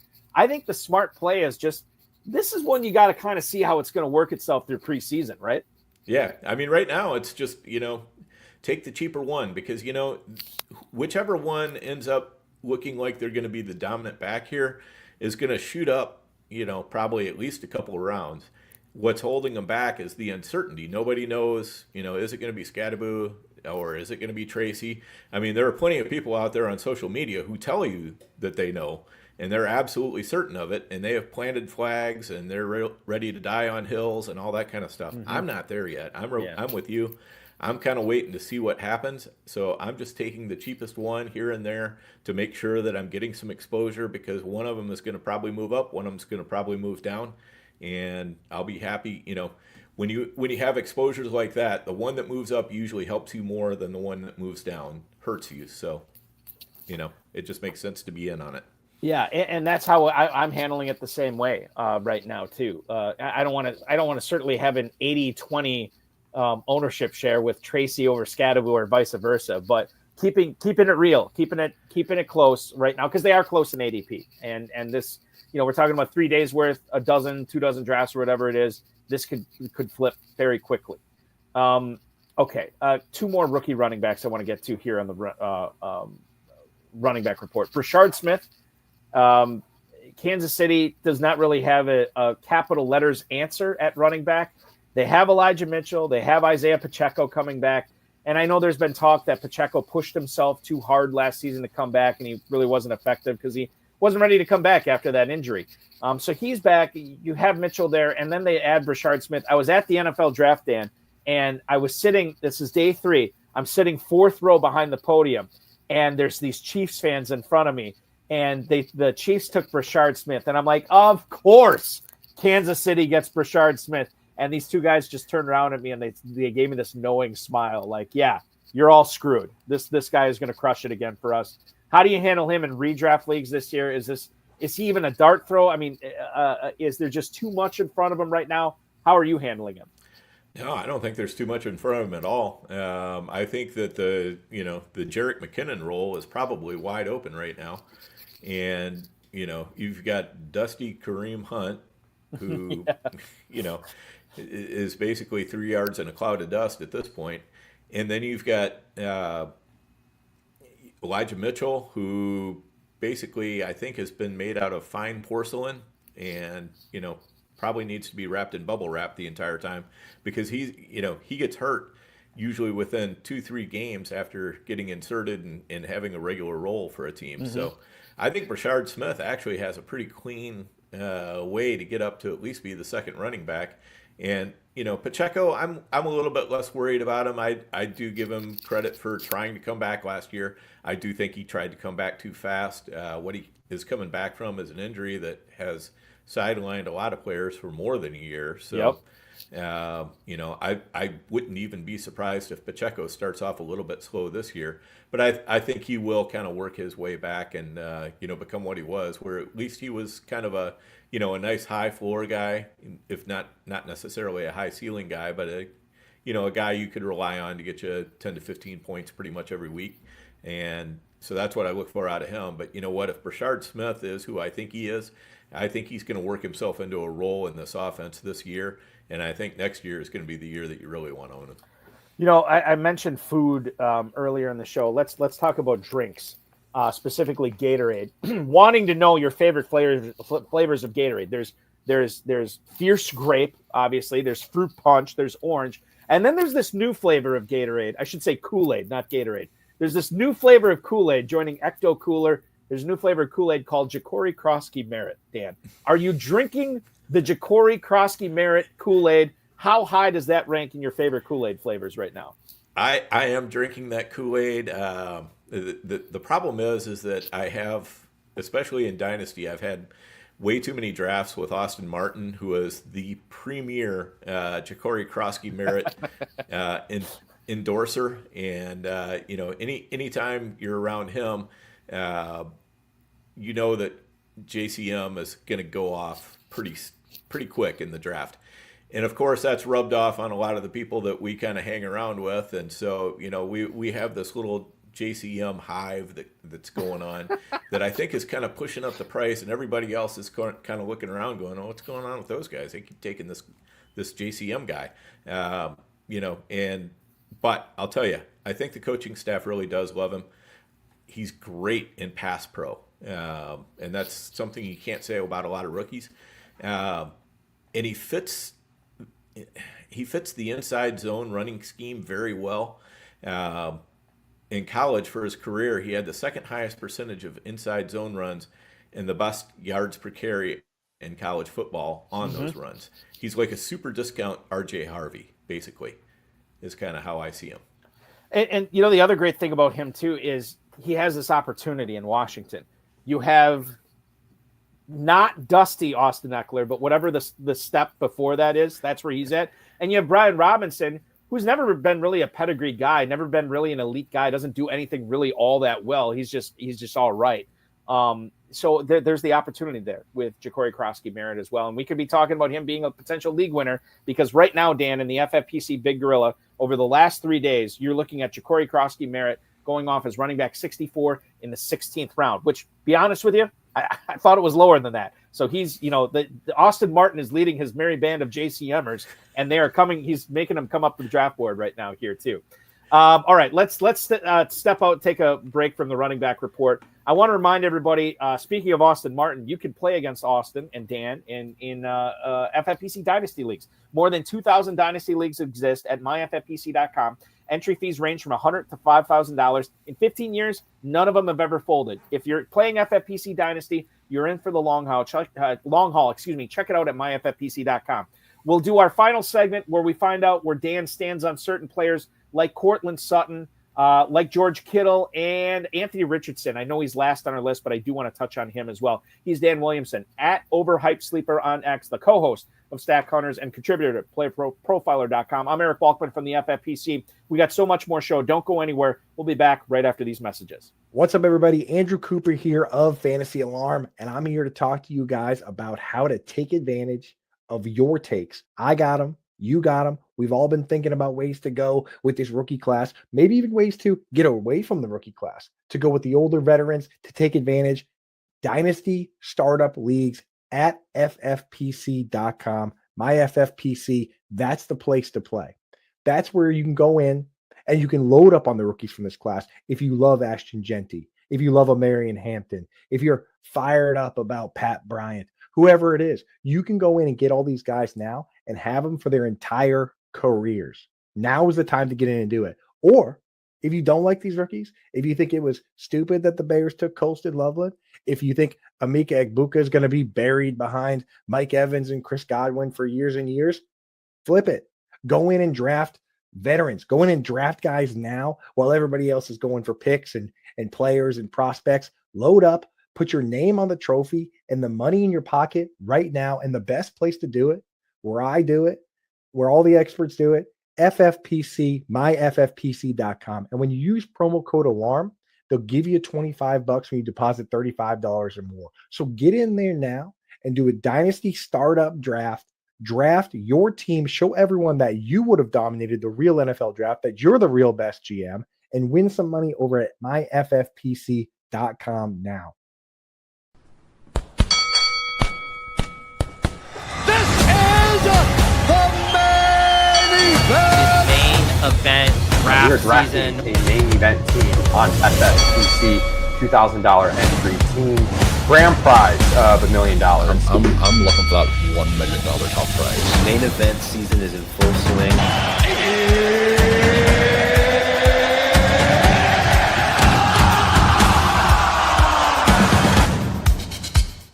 Main main event available at myffpc.com right now, as well as the FFPC Best Ball Tournament and the FFPC Superflex Best Ball Tournament. The Best Ball Tournament is a $125 entry fee, but you can win $300,000 if you take the whole thing down. If you come up just short and take second, you're still going to get $100,000. So that's great stuff. Great ROI. MyFFPC.com is ready to go for that. The grand prize is $100K and the $35 Superflex entry. That is another great ROI for that prize as well. 30-second, 60-second, 2-hour, and 6-hour clocks available at myffpc.com for the FFPC Best Ball Tournaments. Dan Williamson joins me tonight from Player Profiler. He is the co-host of the StackHunters podcast, anywhere you get podcasts. And you follow him on the X at Overhyped Sleeper. I don't want to go rapid fire, but there's so many people I want to ask you about here, Dan, tonight, that I decided to make it into a where do you stand on segment. So we're going to find out where you stand on these guys. I think it was you and Theo's shared main event team where you started off with Puka Nacua and Ashton Genty. So obviously, if I'm asking you where do you stand on Puka Nacua, you're standing on business. You like Nacua as a late first-round pick. Yeah, absolutely. I think Nacua is just one of those players that he's going to explode. We've already seen him explode, but I think the Davante Adams thing is just kind of holding his price back even a little bit more than, and probably also there's a little bit of Stafford concern in there. He's getting older, all that kind of stuff, but I'm not worried about any of that. Puka Nacua and that offense with Sean McVay scheming up plays for him, that is gold. The contrarian point of view on this is, okay, what about the way he plays the game, where he just cares not for his body, which we love and hate, right? But when you're soaking a first-round pick, I think you were talking about X on this. Every player has their flaw. You're just going to have to deal with it. And if you take Nacua in the first round, you understand that that's one of his flaws. Yeah, exactly. I mean, you there are things you can worry about and things that you just have to, just deal with, and injuries is one of those things. For the most part, I don't think players are injury prone or anything like that. I think throughout their careers, most players get better at dealing with injuries and taking care of their bodies and all that kind of stuff. So, actually as players, go through the NFL, a lot of them tend to become a little bit less injury prone because they are taking care of their bodies better until they get to that point where age starts taking over and, the body isn't holding up as well as it used to anymore. Brian Thomas Jr. has shot significantly higher up than he was where he was at this time last year, obviously. And why wouldn't he be? He was the best rookie receiver last year, not named Malik Neighbors. And quite frankly, he might have still been better than Malik Neighbors last year with the numbers he put up. Brian Thomas now sits at the 203. Your thoughts on him? Where do you stand on Brian Thomas Jr.? With a new offense, new head coach, new everything there. The only thing that's the same is the quarterback. Where do you stand on him? I am a big BTJ stan. Really liked what I saw out of him last year. I think he's a real deal. I think Travis Hunter being there probably helps him more than it hurts him. I still think the offense is going to run through him. And, I know there's been a lot of discussion on X about, well, his best games were with Mac Jones, his quarterback, and, Trevor Lawrence was out by then. And that's true, but also that was, like the last 7 games of the season, and rookies sometimes take a while to, get going. So, I don't know that those are necessarily, I see the correlation. I don't know if I see the causation on that. And even if there is causation of Mac Jones just figured his best chance was, chuck it to BTJ. Well, yeah, he's probably right. And you know what? Trevor Lawrence isn't a dummy. He's going to figure that out too. He's going to look and see, hey, look what Mac Jones did. I think I probably need to be doing that too. He can learn, just because of how he handled them during the first 12 games of the season doesn't mean that's how Trevor Lawrence is going to interact with BTJ for his career. It's tough to sell me on the aspect of, Brian Thomas Jr. was awesome, but that was with Mac Jones. Can we really expect Trevor Lawrence to meet Mac Jones' production with Brian Thomas Jr.? I mean, if anything, it should be better. And I think most rational people would say that. Now, I'm not saying it's a guarantee. It's tough to sell me on he's only good with Mac Jones. Cortland Sutton is next on our list to find out where you stand on him. Denver didn't do a ton in the draft to address wide receiver. Obviously, Pat Bryant was the big name there. They bring back Troy Franklin, who's the second-year guy. Obviously, Marvin Mims, everybody's favorite best ball player here. Wide receiver 26 is where Sutton's going right now. To me, at least for one more year, the go-to guy on the perimeter for Bo Nix. Where do you, Dan Williamson, stand on Courtland Sutton? Yeah, I'm definitely bullish on Courtland Sutton. He is one of those guys. One stat I've started taking a look at a lot more over the past couple of years, and I got turned on to this by, I think it was Ryan Heath, is first downs per route run. And Puka Nacua and Courtland Sutton were two guys who had a very high percentage on that. And that typically forecasts, it corresponds better with future fantasy points than almost any other stat. And so, this is something that Sutton has done well with. I think he's still in the prime of his career. I think he's still the alpha in that offense as far as passing goes. So I'm in on Courtland Sutton. I don't understand the price. I think he should be going at least a round earlier than what he is. Yeah, I mean, it's an upcoming offense. And I guess you could make the case like, it's they play in the toughest division of pro football, or at least the second toughest division of pro football. I think Sutton is still going to get his. And as far as where he's going at wide receiver 26, sign me up for that. Dan, I told you earlier, I was at the NFL draft in Green Bay, and there's a video that my 11-year-old son took when we were sitting in the crowd when the Packers were on the clock in the first round. And I was checking my phone for something else, and I saw the update on my phone come in before they made the announcement in Green Bay, and my shoulders sunk. My back just went limp, and my son's like, Dad, what happened? What's wrong? And I'm like, you're going to find out what happened in about 90 seconds here. And then they announce it. Obviously, the crowd goes crazy. My son's taking this video of the whole crowd, just everybody in Green Bay going crazy for the first wide receiver they've taken in the first round in 23 years. And then he pans down to me, and I'm just sitting there shaking my head. And I said, I hope I'm wrong, but I think this was a bad pick. I have yet to be sold on Matthew Golden. I've had a lot of Packers pundits on my local radio show come on and say, no, this is what their plan is for him. He's the real deal, whatever. I am still unsold on him with Golden. I'm still unsold on Golden.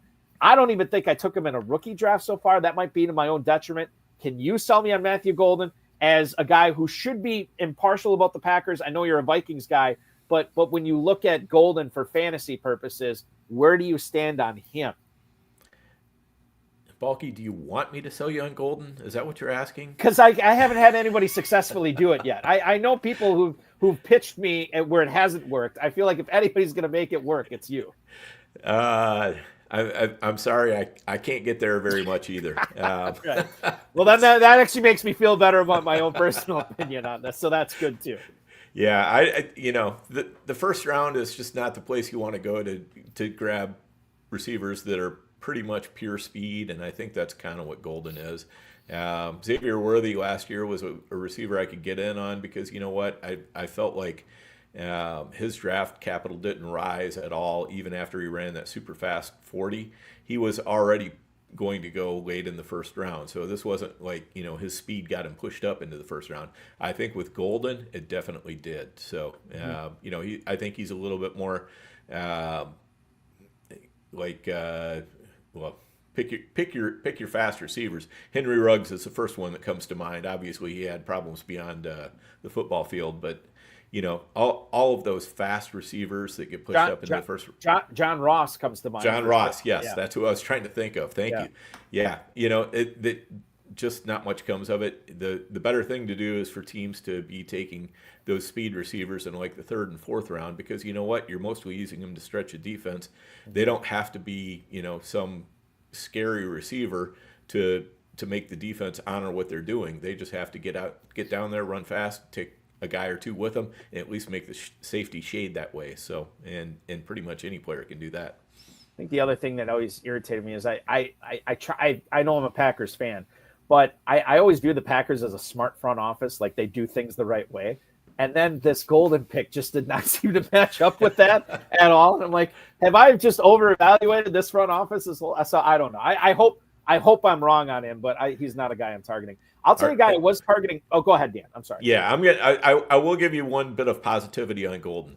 I do think that he's better than Christian Watson, and I think, Watson has definitely proved to be, again, I say I don't talk about injury-prone players, but if there's a guy who's injury-prone on the Packers wide receivers, it's probably Watson, and he's trying to come back from an ACL. And a lot of times we see, secondary injuries come off that when you try to come back too fast. So I think probably Watson is not going to be a real factor this year, either because he's going to try to come back too fast and injure himself, or the Packers doctors are going to play it super conservative and just keep him off the field for a long time. So I think Golden's going to get a chance to establish himself, and I do think that they want to kind of prove themselves right about taking this pick, so they are going to make sure that he's getting targets, all that kind of stuff. I do like him better in a best ball. I don't really, in a managed league, putting Golden in my lineup would be something I would be a little bit afraid to do on any given week. Well, 100%. Any Packers receiver, I feel that way. I will say, in regards to Watson, this is a contract year for him, so it would not surprise me at all if he wants to push to get back on the field to come back strong and set himself up for free agency. The people I've talked to said that he wants to stay in Green Bay. I don't know if Green Bay feels the same way. We'll see at the end of this season. Luther Burden, I was getting a lot early on. I felt really good about him. And then Ben Johnson seemingly called him out in a press conference for not being available for minicamp or whatever. And now I think I'm down on Burden a little bit. So I've been avoiding him. Dan, how have you been treating the rookie receiver, second-round pick out of Missouri? I think he's a very talented player. I think these comments have kind of put him, on sale a little bit in drafts. Mm-hmm. So I don't mind taking the discount there. I'm always, from the dynasty part of my brain, I'm always going to invest in talent. And I think that he's got a good amount of talent. And also I think that, Ben Johnson is going to want to be proven right, because you know what? This is a new GM, a new head coach. And what do? Even though they've got really good pass catchers there, they go out and draft 2 more pass catchers who are kind of their guys. And we've seen time and again that, a new coaching staff, a new GM come in, whatever the old guys did doesn't matter. The new guys get the focus. And so, I think Burden is just kind of at a temporary lull right now. I'm hoping that he puts things together. Now, if this kind of talk continues on through training camp, that's going to put me right off him. But, at the price we're being asked to pay right now, I don't see a problem with that at all. Both him and Loveland, I'm more than happy to take at their respective ADPs. Wide receiver 54 for Luther Burden, 11-11 is where he's going. Loveland, if we look at him, the rookie tight end out of Michigan, tight end 15 at 10.05, so he's been slipping a little bit too. A guy who was on the Bears last year that as of right now, and I don't think it's going to happen, is a free agent. But Keenan Allen, I feel like you have a lot of Keenan Allen this year. Can you let me in on what I'm missing on Keenan Allen? Oh, man, I have so much Keenan Allen. Balky, he's got to sign someplace, so his price will jump up, and I will stop drafting him. There's no way I can keep going at this rate. It's not healthy. But when he keeps slipping to the 16th, 17th, 18th round, and the moment he signs anywhere, he's going to bump up to the 12th round, 11th round, something like that. Yeah. I know he kind of wants to sign someplace warm. Most of the places where I think they could use him are not really warm places. I could see him in Buffalo. I could see him on the Jets. I could definitely see him in Pittsburgh. I think if he got to Pittsburgh, him and Aaron Rodgers would be kind of simpatico. So, what about Dallas? Dallas would also work, yeah. If they're willing to make that move, but Jerry Jones has been more about saving money, it seems like, than putting a winning product on the field. So I don't know. I here's what you do: you trade Kyle Pitts if you're Atlanta, and then you decide Keenan Allen, and you go to attack offenses or defenses with London, Darnell Mooney, and Keenan Allen. That is a winning combo. Yes, Balky, you're right on it. Let's make this happen. A guy who bounced around the league last year, who has found his way into Cleveland, is Deontay Johnson. I want to say it was Cody Carpentier from Player Profiler was saying, like, this is the guy you want. Maybe it was Tillman. I can't remember. But Deontay Johnson, when he's been right, he's been a target monster. He's super cheap right now in Cleveland. Where do you stand on Deontay Johnson, Dan? Yeah, I mean, last year he was on the full Antonio Brown plan, where I was expecting him to just rip his jersey off and go running out the back of the end zone. And I still am not sure that he's not on that plan. So, but on the other hand, the price we're being asked to pay for him is nothing. So, I'm taking some shots on Deontay Johnson, 19th round, 20th round. He's been super productive before. I don't think he's really lost anything as a receiver other than, I think what's going on with him is 100% upstairs. It's not anything to do with, how his body is aging or anything else. So I'll take it. I want to bring up George Kittle here because as we shift to tight ends, I don't know, man. Like, it's not like I'm down on Kittle, but I've heard everybody and their mother talking about how Kittle is a bona fide top 3 guy. It's going to be great for him this year, and I could certainly see that happening. But I think about how good he was last year, but over the course of his career, how sporadic he was. So best ball doesn't really matter, but for managed leagues, it kind of does. And a guy that's been no stranger to the trainer's table too. George Kittle at the 301 in FFPC Big Gorilla tight end premium leagues. Where do you stand on that ADP right now, Dan? I'm buying in. I am one of the yet another Kittle apologist that's coming at you, Balky, and gonna try to talk you into taking Kittle. Mm-hmm. But he was last year. He was basically on a per game basis. He was a tight end 1. You know that Kittle is going to miss a couple games. That's very likely. As you said, he's no stranger to the training table because he plays like a wild man. He has absolutely no regard for his own body when he gets out there. He's just going 1,000%. And on the other hand, when you look at what's going on in that, in the receiver room in the 49ers, I don't see how Kittle doesn't have a pretty good role there because, we're missing Ayuk. Pearsall, we're not sure what we've got there yet. Juwan Jennings had a nice little breakout last year. Is it going to continue? Hard to say. But, Kittle is somebody who consistently does well in this offense. I'm still buying in on him. Jonnu Smith is a player that really came on last year. I've talked to death about this. I think it was a matter of trying to keep Tua Tagovailoa upright. And that's why Tyreek Hill and Jalen Waddle didn't get a lot of action. And that's why Devon Achane and Jonnu Smith got a lot of action. The reports we've heard from Miami this year that the Dolphins, I was talking with Joe Dolan from Fantasy Points about this a couple of weeks ago. He thinks it's ludicrous that the Dolphins are saying they want Tagovailoa to get the ball out even faster this year than he did last year, where he was already the fastest in the NFL. To me, this sounds like another Jonnu Smith year. Obviously, he's dealing with the contract situation right now. These things have a way of working themselves out. I'm reluctantly in on Jonnu Smith. Dan, I could be talked out of him pretty easily, though.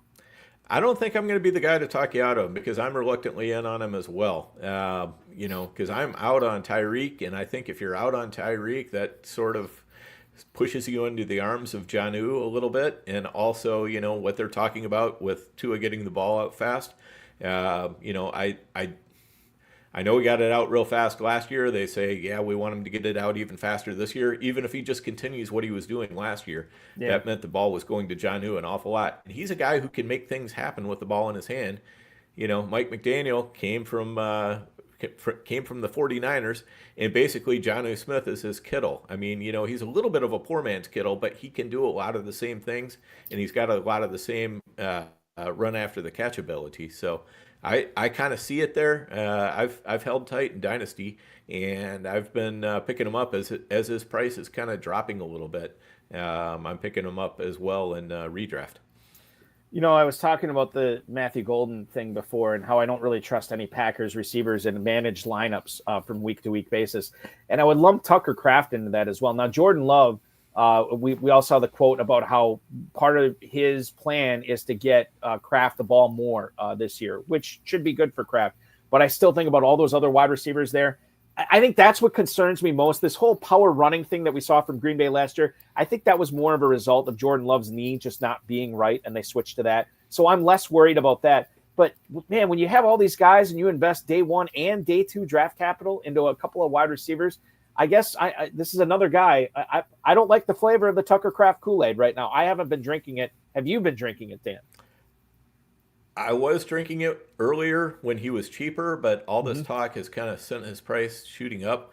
And, the thing that he does have that's an advantage is that he does play the tight end position, which is not the wide receiver position, which is where the glut of bodies is.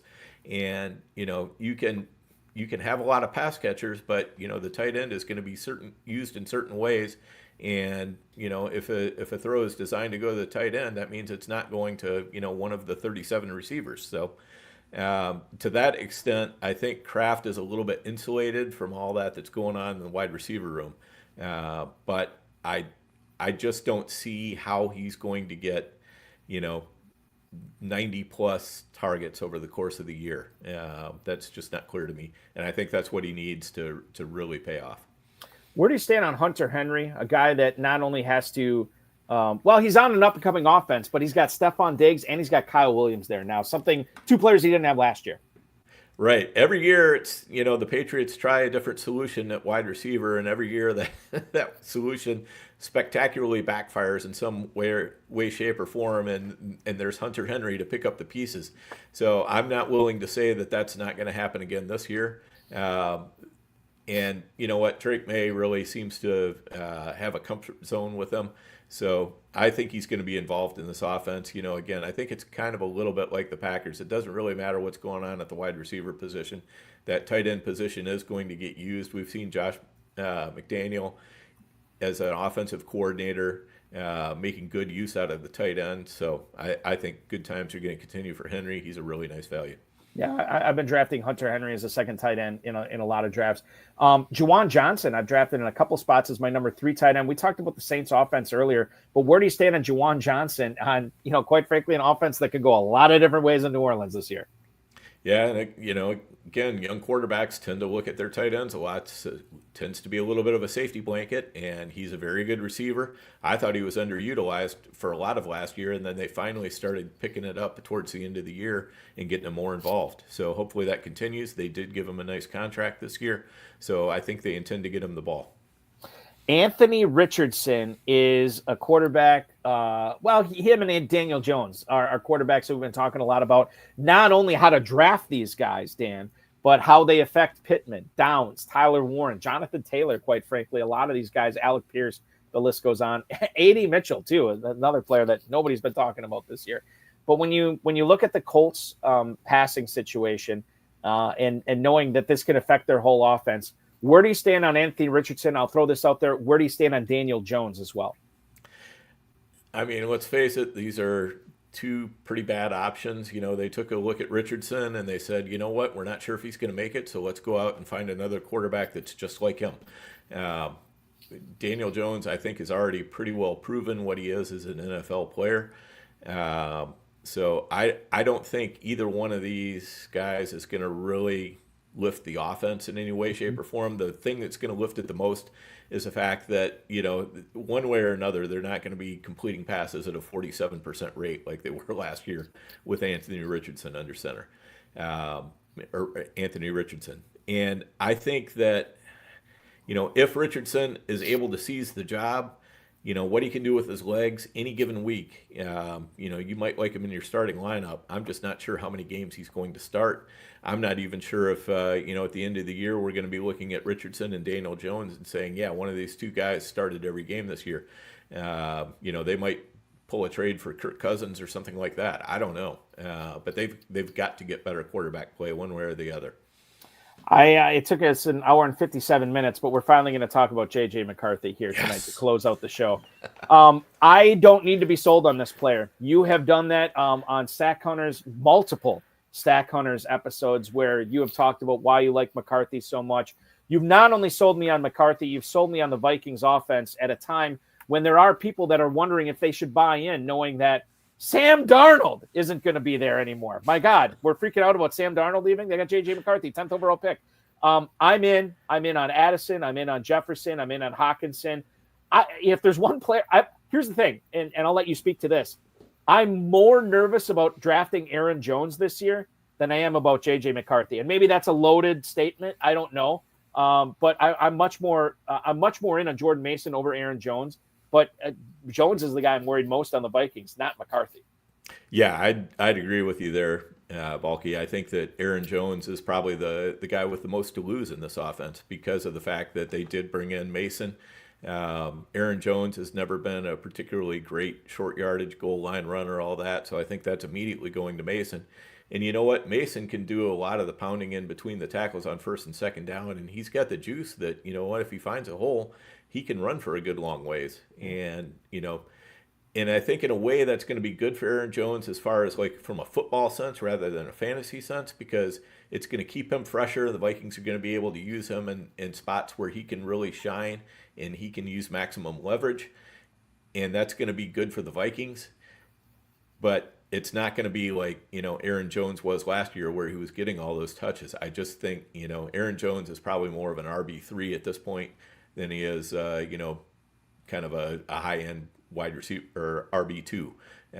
So, yeah, I'm more in on Mason. I think Mason is probably going to be that back-end running back 2, maybe an early running back 3, something like that. And Jones will end up finishing behind him in fantasy points. And J.J. McCarthy, give me all the J.J. McCarthy because he's way too cheap still.